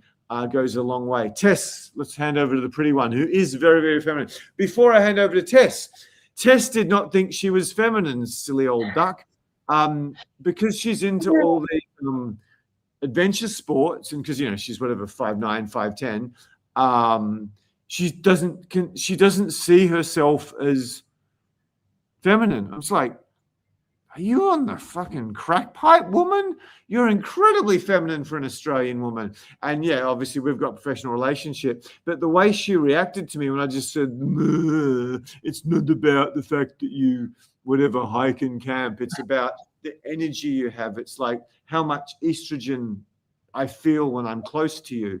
So yeah, a lot of girls are really feminine, but they don't actually think themselves that way. Like Natalia, she was a pro volleyball player.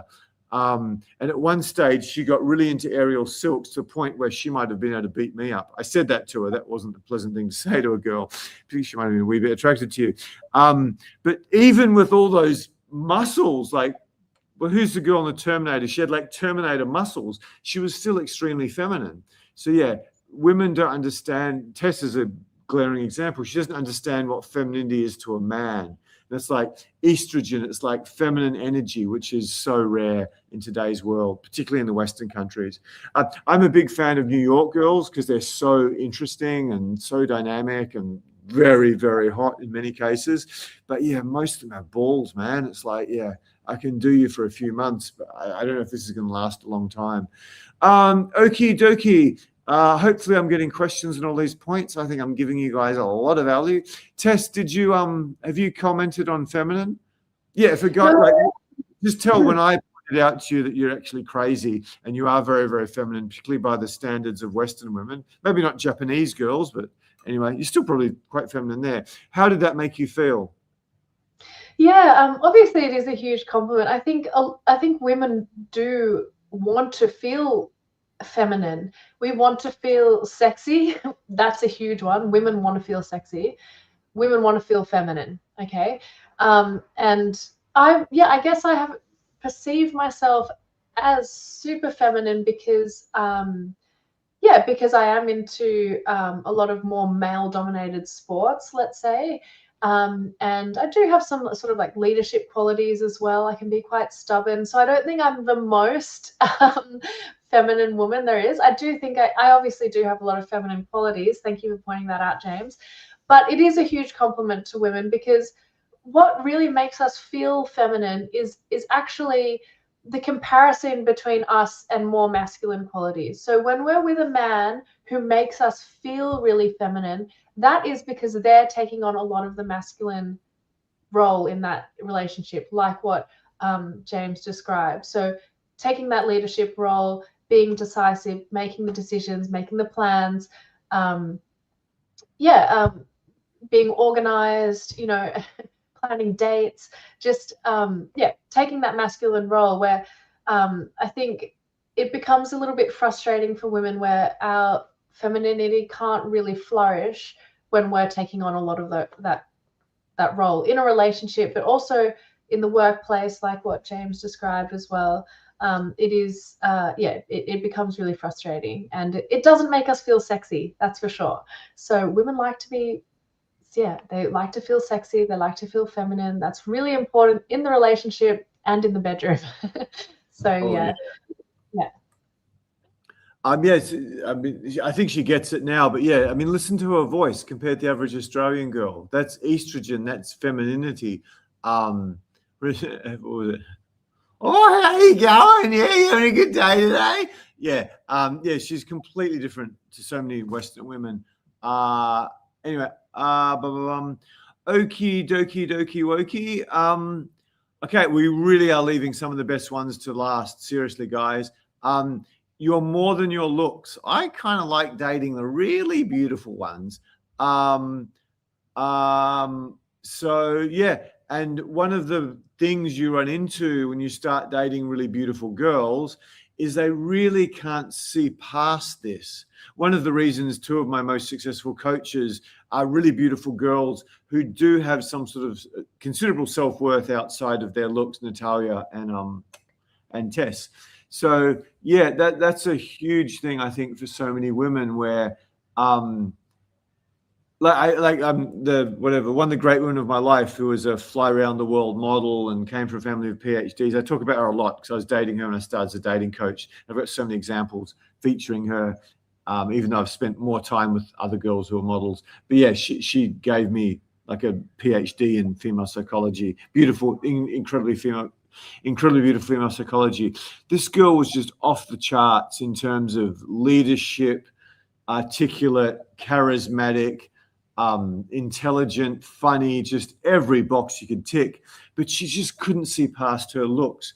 So if you can help a girl understand that there's so much more to her than her beauty, I think to some extent I've done that with Jackie, who's again quite a really impressive woman, but she just can't get past the beauty thing. Just it doesn't matter unless I do it skillfully. It doesn't really matter what guys say to her if she's not perceived as beautiful, which I think is very, very sad.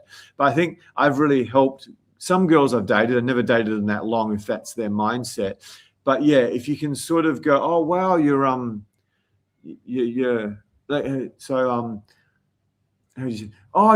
so passionate about your hobbies and it's such a big part of who you are. That's really impressive for girls who look like you because a lot of them can tend to be quite one-dimensional. How do you think that happens? Or I don't like to call out a girl's beauty. If she is a model, I go, oh, you're a model who's got so much other stuff going on in your life. Tell me more about that. So yeah, that's really worked very, very well for me. And like one of my sort of ninja secrets, I think honestly, there's so much value today. So many of my ninja secrets I'm releasing to you here. It's like find this stupidly hot, much younger, beautiful girl and convince her there's more to her than her boobs and her flat stomach and her pretty face and her blue eyes. Because a lot of the time they just don't feel that, even when there is, because our society just makes it so stupendously easy for really beautiful women and makes it so stupendously hard for them psychologically at the same time.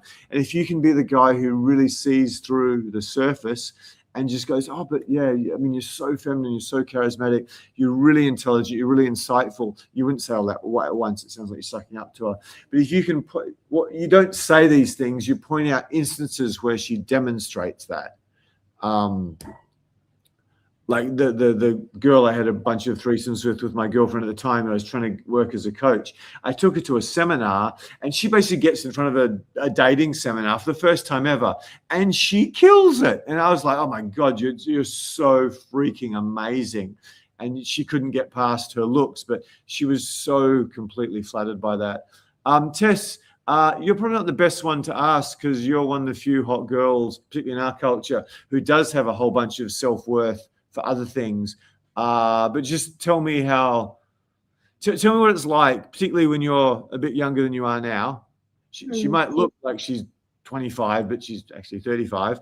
And maybe just imagine yourself for like a guy who's like 47, 48, 52.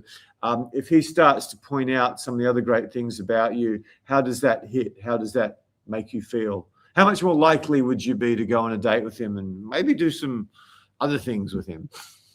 Yeah, well, I think this is really important for women in general, guys. So, yes, there are some women who are really caught up on their looks, and they like validate themselves highly based on that. And I'm not gonna lie, I think that might be a bit of a red flag sometimes, because it often alludes to not the highest sense of self-esteem, right? So sometimes that can be where women, they're a bit more insecure and they might test you a bit more and really seek that validation a little bit more. I think, for a woman who is quite attractive and gets told that all the time, but has a lot more going on behind the scenes, and also that's how she actually values herself based on those other values, not just how she looks. It's really, really important to connect with her on that level, right? If she has a high level of self-esteem and she's passionate about certain things, and she's really intelligent, and she's adventurous or whatever it might be, and you're just focusing on the beauty, she's just going to think, wow, this is so superficial. Like this guy, it's not meaningful to her whatsoever. So really the key is you need to connect with her around what is meaningful to her about herself. And maybe that is her beauty for some women. But for a lot of women, a lot of beautiful women, there's a lot more to it than that. So you really need to find out what that is.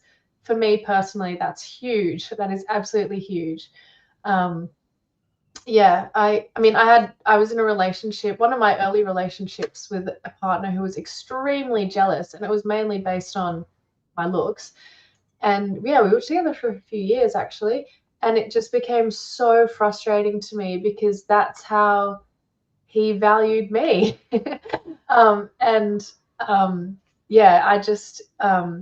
There was actually a lot of resentment towards the end there because it was always centered around that.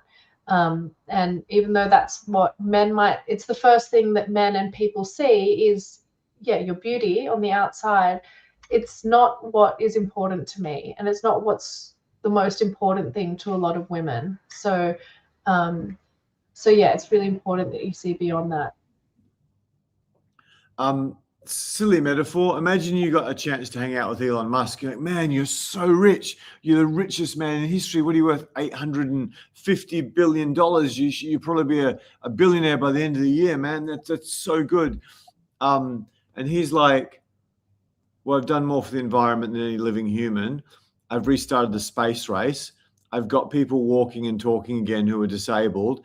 and that all you can see is money. That's a bit of a metaphor for what it's like for a beautiful girl, particularly a Tess type girl, where there's a lot more to her than just what you see. So if you're that one guy who calls that out and makes her actually feel valued for something other than her looks, it's crack. It's incredible. That's a huge part of my success with women. Huge part, because most of the really hot girls I've slept with have been really intelligent. Apart from that wee hairdresser in LA, but if you'd seen her body, you'd forgive me. It was a sight to behold. So yes, so much of it is finding a girl much younger than me, and making her feel special for what she is special about. It's just so ridiculously powerful, particularly if you have some sort of if you're very confident or something like that. Again, Tess said it. I wanted to butt in, but I didn't. Yeah, never interrupt a woman unless she's sucking your dick and using her teeth, which you'll hear if you do the boot camp. Yeah, because so many of you guys, particularly if you're older, she just feels like a walking set of boobs and a vagina to you and an ass. That's how beautiful women feel amongst most men, particularly most older men. This is leery, sleazy older guy wants to fucking slobber all over me, and then it might be going for 5 or 10 minutes. Then it's such an unpleasant experience. The biggest thing we got out of that Test story is this wonderful woman had been modeling in New York, and all the boxes that she had ticked for most of you guys. She spent 2.5, 3 years in a really bad relationship. That's how freaking bad Australian men are. That's how freaking bad American men are. We're so shit at this. We're so shit at this. You just need a little bit and you can fly past everyone else. Just like if you do 50 hours of, even 20 hours of training with an MMA coach, you're going to just destroy pretty much anyone you come across unless they can fight or they're much more athletically gifted or much larger or stronger than you. So yeah, it's like much more pronounced with women. I just can't highlight this enough. We're extremely lucky. We're extremely lucky because of the online world and the massive smashing of masculinity, plus the Me Too movement, which has scared so many guys out the game completely, especially all the guys who are the best guys in terms of, money, height, looks. They're terrified of something bad happening to them because they don't have the skills. It's just so easy now. And like, I shouldn't mention them by name, but the number of my female coaches, they've just had the most unsatisfactory shithouse relationships with guys because they just never had any other chance. And literally to the point where one of my female coaches is a swimsuit model. She literally had to pay to import a guy from a poorer country in Europe because Australian men were so horrendously unsatisfactory to her. And that's the same thing that is the case in New York. We are so bad at this. We are so profoundly bad at this compared to Southern Europeans, Brazilians, even Middle Eastern guys. And we're so scared. You just need a tiny, tiny bit of something and you can suddenly get something you wouldn't even dream of. And that's just what Tess and I do all the time. Just give you some open-ended questions and brush up your style. And Tess gives you quite insight in female psychology when you're dating her. Suddenly, how the hell did I ever get her? Why the hell is she interested in me? It's really funny, particularly when they're half your age. It's like, are you blind, woman? Do you have a mirror? Can you see you? Can you see me? What on earth do you see in me? It's just this touch, eye contact, body language, female psychology stuff that we crap on about all the freaking time. So let me see if I've got more notes for more than your looks. Yes, so many of the hottest girls have very little self-worth beyond how they're perceived by men, even if they've got a lot of stuff that they should have self-help about.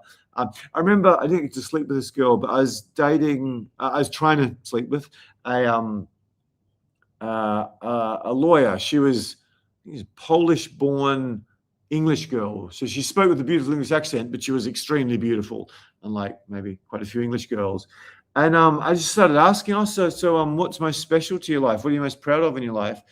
And she was like in a serious high-level corporate law firm, and she had done some other stuff in her life. I can't remember. I'm not going to make up lies just to fill in the course. But yeah, she was working in a prestigious corporate law firm. She was very young, huge boobs, like face like an angel, like I don't know if she modeled or not, I never asked her. 5'9", 5'10", just like dream girl, like sort of Margot Robbie face. I go, so what are you proud of in life? She's only 23 or 24 at the time. She's like, not much really. And I'm like, I mean, you're clearly very smart. You're super articulate. You've traveled a little bit. You've got this crazy ass prestigious job, and you're very young. You look like a model. And like, she's like, oh, nothing really, because she was one of the hot girls who's smart enough to realize that, yeah, she got into law, but maybe if she was getting an F, she just walked up to the professor with a plunging neckline, and suddenly the F became a C or even a B. She was one of those hot girls who realized she's been walking around on this, not just a red carpet, a magic red carpet that flies through the sky. That's what the life of a hot girl is like. She was one of the girls who actually realized that she's just flying around on this red carpet ride, and she's going to be tossed off it soon. Jackie was very aware of this, particularly as she got into her mid-20s. She's like, yeah, I'm going to be thrown off soon. I'm going to be thrown off soon. A lot of them get bitter. And Jackie's a very impressive woman as well, the girl on the main YouTube channel a lot, which will soon be Tess once we get her act together. So yeah, if you can let a stupidly hot girl know that there's much more to her than her looks, I mean, they literally fall into your bed. Just, it was a handful of the skills Tess teaches you. Many of my clients have had that experience. Some of the photos they send me, I'm like, how did you get her, you short little ugly dude? And they get these girls. So yeah, hopefully that was of value to you. I think this is, in terms of ninja stuff that we'd usually charge guys for, I think that was one of our best ever, and I think they're all really, really good. Let me see. Yeah, and Tess said it, but it was part of my notes. She got there ahead of me. If you get to date a really beautiful girl, particularly you guys with some money, and so much of her self-esteem, so much of her net worth is based around her looks, don't. That's going to go pear-shaped, especially when I think they call it the pencil test. When they put a pencil under there and it sticks, that's like that's a key moment in women's life. So when they get beyond that, their personality can change somewhat drastically. And yeah, if you've got money and you're caught with one of those girls at that time, heaven freaking help you, Buster. You're in a lot of trouble. So you've got to get a girl who, when tits do droop or ass doesn't look like it used to, or when she has your children, she has to still feel like she has value to you. Otherwise, this is why so many rich guys come to me, so bitter and misogynist and hateful to women. That and the family law system. Okie dokie. What questions do we have? I'm really proud of this one. Thank you, Tess, for your contribution. No worries. Yeah, this is a top one as well for me. So let's have a look. Oh, back to this one. Okay. Aquabury says, hi, my last few relationships with beautiful women ceased as I realized they lacked empathy and genuine kindness to help others. What questions could help me suss out these traits on a first date? Cool. Great question. And I love that, genuine kindness to help others is something that's important to you, Aquabury. So that's good. So how would you, I guess this takes a little bit of thought. I'm first off the bat, I'm thinking, if you ask hypothetical questions that sort of paint a scenario and ask like, what would you do? Or like, what are your thoughts on this or something, to try and elicit these kinds of traits or lack of these traits, that's a good starting point.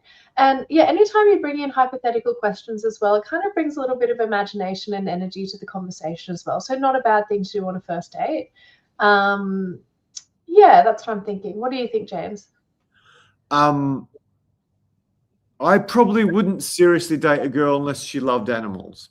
I just wouldn't do it.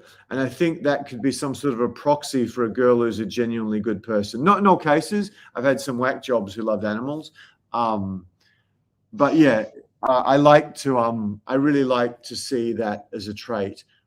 Before we go, can you take the question down? Yeah. We need to get more than your looks down as well. Sure. Hopefully I'm not embarrassing you here, Tess. It's okay. Here you go. I don't know. What are you going to embarrass? Isn't Tessa's new necklace lovely? For some reason, the round ones look better. I'm not much of a jewelry guy, but yeah, I really like that one. Anyway, let's get back to this dude's question. I meant to do that earlier, but I forgot about it. Okay, so Have you lived in Europe by chance? have I? I've traveled there, but I haven't lived there for an extended period. Um, You look like a yeah. French girl with that keen sense of style. Sorry, this is partially playing, but yeah, I Okay. do shit like that. A bit I more. know all your tricks, James. So they're not going to work. You've got no idea. You've got no idea. You know a lot of the ones I teach to guys who are trying to get from A to B or A to F. You don't know some of the ninja ones. Oh, I'm just joking. I'm just teasing you. A horrendously abusive childhood gives you certain skills that many people don't have. Okay, so back I wouldn't to even share some of my tricks with you. Okay, so yeah, so James was talking about in relation to this question, how would you elicit whether a woman has empathy or genuine kindness to help others, if that's an important trait that you're looking for in a woman? So James talked about trying to ask if she, what her relationship's like with animals, if she loves animals. That's a good starting point around empathy and kindness, I think. I might jump in there if you want to, Tess. She's just taking this off the bat. Recapping. I don't know. She slept with the same number of beautiful women who had some empathy that I have. Possibly not. Okay, what's the best thing you ever done for another person? Find out about her family and friends and ask questions about, so what do you do for them? What's the nicest thing you've ever done for them? You can certainly ask questions to elicit this. This is something you observe. And hot girls, like one of my favorite supermodel quotes, Adriana Lima, I can't do a Brazilian accent. If you're not really polite and respectful to your driver, she's never going to date you. Firstly, you have to have a driver if you're going to get anywhere near Adriana Lima's pants. Secondly, if you're not respectful to your driver, because he could be from my country, Brazil. He might be some poor peasant who somehow got a visa to the US who's driving these rich guys she likes to date. If you're not in a situation to if you're not nice to her driver, she's never going to date you. So it's similar stuff. Is she polite to waitresses or waiters? Does she treat your friends with respect? Is she a good person? I mean, most of you have got enough intuition to pick that up. Having said that, a lot of girls are very good at hiding all this shit. This is something we should do a YouTube live on. So many girls just magically become the guy they think you want to when they start dating you. An ex-girlfriend of mine who did severe damage, I was vegan at the time, she suddenly goes vegan. She suddenly starts reading more books than she usually did. She suddenly starts doing more yoga than she usually did. She stops drinking. She stops this. She stops that. She stops this. When I finally got rid of her, which is one of the most torturous things I've done in my life, and she got a really good guy after me, thank freaking God. Otherwise she might have come after me for whatever. Suddenly there's alcohol and wine glasses, and she's just completely changed who she is because she's got a new guy. So a lot of girls do that. That's something you want to avoid like the plague. You want the girl to be the girl all the way through. Like if Tess gets a new guy and she stops surfing and takes up Muay Thai or something, that's a sign you got a bunny boiler for you guys old enough to remember the Fatal Attraction movie. What's the nicest thing you've ever done for your mum? What's the nicest thing you've ever done for your dad? Tell me about your closest friends. What's the nicest thing you've ever done? What's the nicest thing you've ever done for an ex-boyfriend? I mean, I just thought of that off the top of my head. You can ask these questions to find out, but it's basically you just observe her. You observe the way she treats other people. Just do the Adriana Lima test. How does she treat her driver? Is she respectful to people? Like I'm in not really a third world country, but a place where it's a lot poorer than Australia or America. And I built a relationship with the cleaner in the room. And that did me one of the biggest favors since I got here, which I won't give you the details given I'm hungry and Tess wants to go do other things. But yeah, just be nice to everyone. If they're an absolute horror, just treat them like shit, go for it. But yeah, without some evidence they're a bad person, just be nice to them. And yeah, just watch how women do that. No matter how much of a hot shot you are. I think Michael Jordan gets a leave pass because he was so absurdly famous. He's basically the rudest celebrity in history. People come up to him and just tells them to fuck off. Gets his bodyguards to just get rid of him. But yeah, he's Mike. I don't think Mike's showing up to my YouTube lives at this point. So yeah, you more observe it, but I've given you, if you want to watch the replay, there's a whole host of questions that can help you with that. Next question. I'll go first, Tess, given we want to go, and then you can add to it.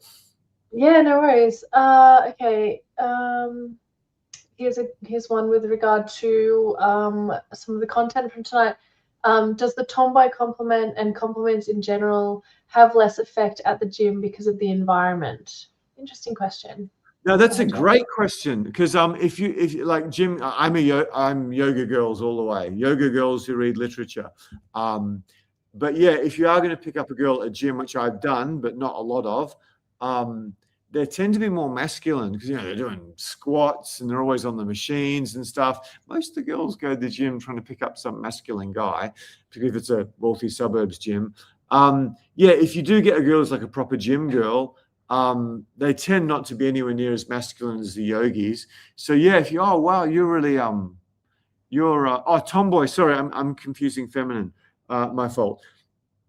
I don't know if they have less effect at the gym, because you'll get a lot of girls who go to the gym to meet gym guys or to get the body to meet gym guys. So yeah, it doesn't necessarily mean they're quite a tomboy. I don't want to use examples of female coaches, but some of my female coaches who were the least tomboy you've ever imagined, one of them didn't like going to the beach because of the sand. I'm just like, well, I'm not dating you for more than like 3 days. This is never, ever going to happen. So she's such a minor tomboy that she doesn't even like the sand on the beach. But yeah, she went to gym a lot because she felt it helped make her body better. So yeah, I don't think it loses any effect at the gym. You might get slightly more tomboys at the gym, but I don't think there's much of a difference. Tess, did you want to add anything to that? Yeah, I think setting's not really important, because it is, again, we're coming back to, it has to be genuine, right? So you're not just going to go up to a person and say, oh, you seem like a tomboy for whatever reason. And it has to be genuine, right? So if you're in a gym and you want to compliment a woman on her physique or her style or something, if you do that in a really authentic way, it is going to land well, right? So so there's a difference between just saying the words and really meaning it. And yeah, it's interesting. Yeah, I always tell clients not to compliment or point out anything superficial on a woman as the first thing you say to her, because it can come across as creepy. And definitely in a gym that might be the case, even more so, because women can feel a bit preyed upon in gyms sometimes. But delivering something with true authenticity overrides anything completely. So that's what you really need to focus on here. And yeah, setting, yeah, again, setting doesn't matter if you're delivering something with true authenticity. Just to add what Tess is saying, I coach my clients who are a much higher level than the average guy on YouTube. If you are starting out and you just want to do better, physical compliments can work really well on less attractive girls. If you get a girl who's a bit overweight, but she's got a really pretty face or really beautiful eyes, a really lovely smile, and you say that to her, she'll light up like a Christmas tree. And you know, you may get your way with her because, you know, even with our training, you're probably not going to start practicing on 10s. So yeah, physical compliments can work effectively on less attractive girls, particularly like, I don't know, she might be, you know, not that great looking, but maybe not chest. I mean, you can even do it on the chest, to be honest. But yeah, for physical compliments can work well on less attractive girls, but they're terrible on properly attractive girls. If a girl's worked as a model and you're giving her physical compliments, you're an imbecile. Or a pickup artist who's doing stupid stuff. Or you're going after the most screwed up daddy issues horror girl. Or you're Leonardo DiCaprio and you can just get away with anything you want. Okay, next question. Next question from history is, how do you show her that you are romantically or sexually interested in her? Verbalize it. What pickup guys call man to woman communication? A stupid name for everything. And I should learn to do that. I might say handle quickly. Book a date with Tess. She'll teach you. It's basically you ask good questions, you listen. And once you've done a bit of ask good questions and listen, you touch. You don't tell you're sexually interested in her unless you're an imbecile or a pickup artist. It's like you go back to her place the first time. Can I stick it in, please? Unfortunately, with the current legislation today, sometimes you might even want to think about that. But yeah, if we go back to any time where humanity was sane, you don't ask women things, you read signals and you do them. So this is where you've got to have some skills. You communicate romantic sexual interest to her by finding out about her, by listening, asking good follow-on questions, and using touch, eye contact, body language, body positioning, date plan, female psychology, women's tests, all the way to the bedroom. That's how you do it. We can't watch every YouTube live and every YouTube video we've ever put up. And yeah, and they'll just sort of spit everywhere. Sorry about that, guys. Hopefully I didn't hit any of you sitting at your home with new AI technology. Maybe spit can be transformed to Romania soon. So yes, probably because I'm too hungry and I'm salivating. That's why I'm spitting everywhere. We're going to wrap up soon, Tess. Questions earlier, all these good questions later. These are great questions. These are great questions. And yeah, James, you covered that really well. And again, the key is just think about this. If you say to a woman, hey, I'm really sexually interested in you, you're verbalizing it, that is nowhere near as strong as authentic connection around what she's interested in and what you're actually authentically connecting around, and then building sexual tension and through body language on top of that, right? So that is super exciting to a woman, where it's not just you're overtly just verbalizing your attraction to her. You're showing her that through your body language and the authentic connection that you have. That's a lot stronger. It's a lot more exciting to women. When you just say, hey, I'm sexually interested in you, it also gives her a lot of the power in that relationship. Again, she's like, oh, okay, so this guy wants me. Now I can do what I want. So just think about that. So you basically never want to let her know you're sexually interested in her. You want to, obviously you are, she knows you are, but you want to basically hide that or keep that low key, and you actually want to connect with her.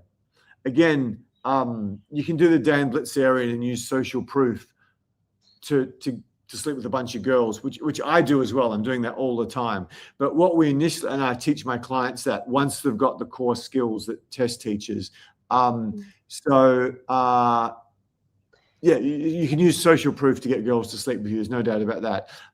But that's much harder for most of you guys to engineer from a standing start than actually getting some really good conversation and listening and touching and body language skills, and not dressing like an idiot American Australian guy. Next question. Good question, History Jerk. Yeah. Thank you. Really good one. Yeah, the key is to make her want you. That's the key. Okay, so let's touch. If I was to give you one answer for that, it's learn to skillfully touch.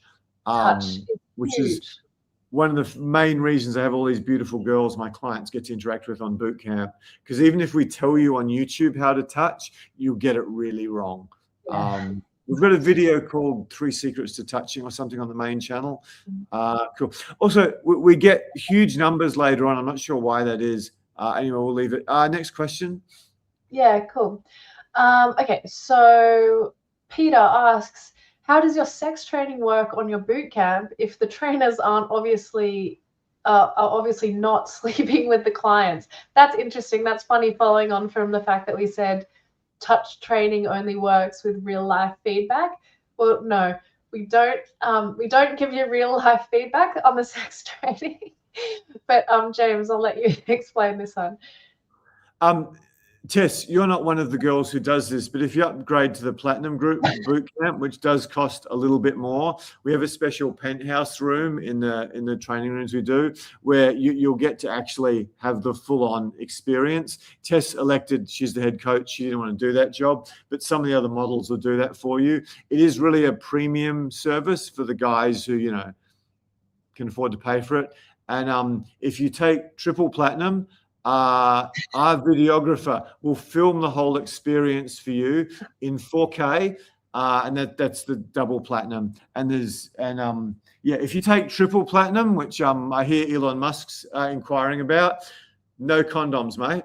So you get all that shit and no condoms, and the next girl you sleep with, you'll tear her to freaking pieces. So if anyone's interested in the dates with Tess and the triple platinum bootcamp, you probably need a bit of money to do this. Click the link below and we'll see if you apply. It doesn't matter if you're ugly or not, as long as you're not weird. Old, we should probably cut them.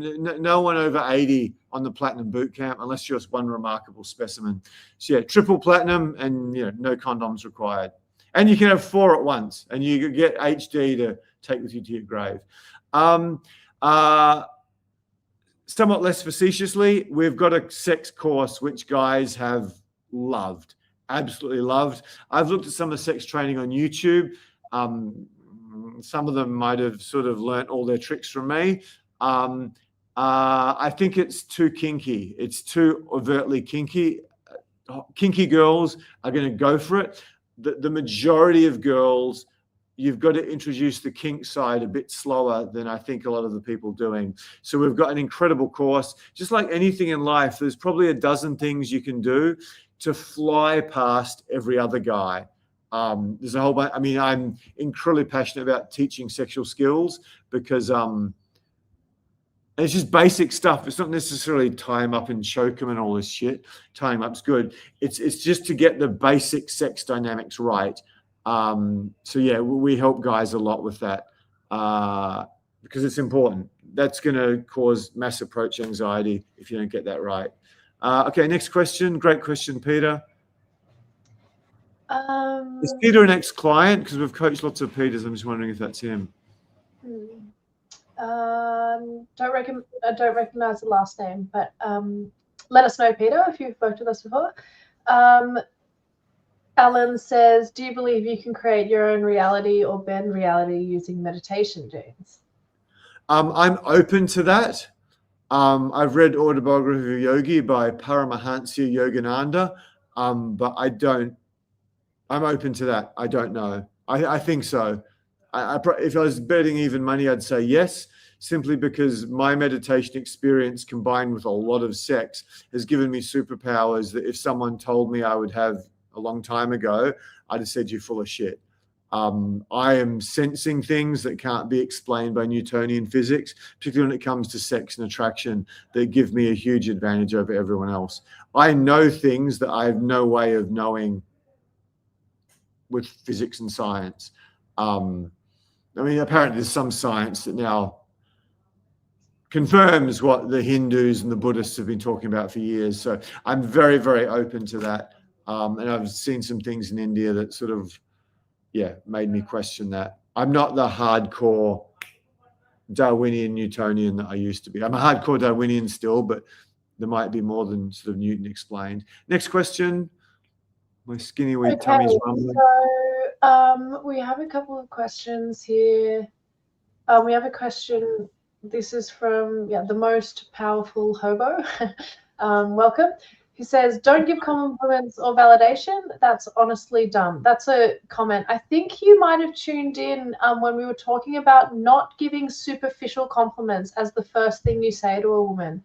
So you might have got this out of context. Just to re-explain that, because this is really, really important. It's really important that you don't do that straight away to beautiful women, because she's going to think, okay, this guy's creepy. He's been checking me out. She's going to have a barrier up if that's the first thing you say to her. It's really important to give her compliments and validate her, but based on how she values herself. When you've made that connection, you've elicited what that is. So you want to pick out her unique qualities, her interests, her values, her unique skill sets, and and be complimenting her absolutely on those things. But that's where it's going to be really powerful, not just those superficial appearance-based compliments. That's what we're talking about here. A lot of students, a lot of people have said that I've taken the book How to Win Friends and Influence People and turned that, in many cases, said the world's greatest pick-up, dating, get a relationship with someone amazing course. So yeah, I'm complimenting the shit out of women who I'm attracted to, but it's all completely legitimate. It's all completely honest. And that's got incredible results for me and the thousands of clients I've spent 45 hours with, and many I've spent a year with. Like results that just no one believes me. It's stupid. I was sitting at a dinner with 3 other dating coaches. This goes back about 10 years. I was just talking to a bunch of my clients. None of the other pro dating coaches, some of whom got a lot more famous, made a lot more money than me, none of them had anything like the results of my clients. I was working with one of the most famous guys in the world, like top 3. And he was basically conniving how he could meet one of my Australian clients when he was in Australia to learn what tricks I'd taught him. So yeah, compliments is a huge thing, particularly with hot girls who don't really feel valued by men for anything other than tits, boobs, ass, etc. Happy to do the debate on that. I think we're going to wrap up soon. Is this the last one, Tess? One more.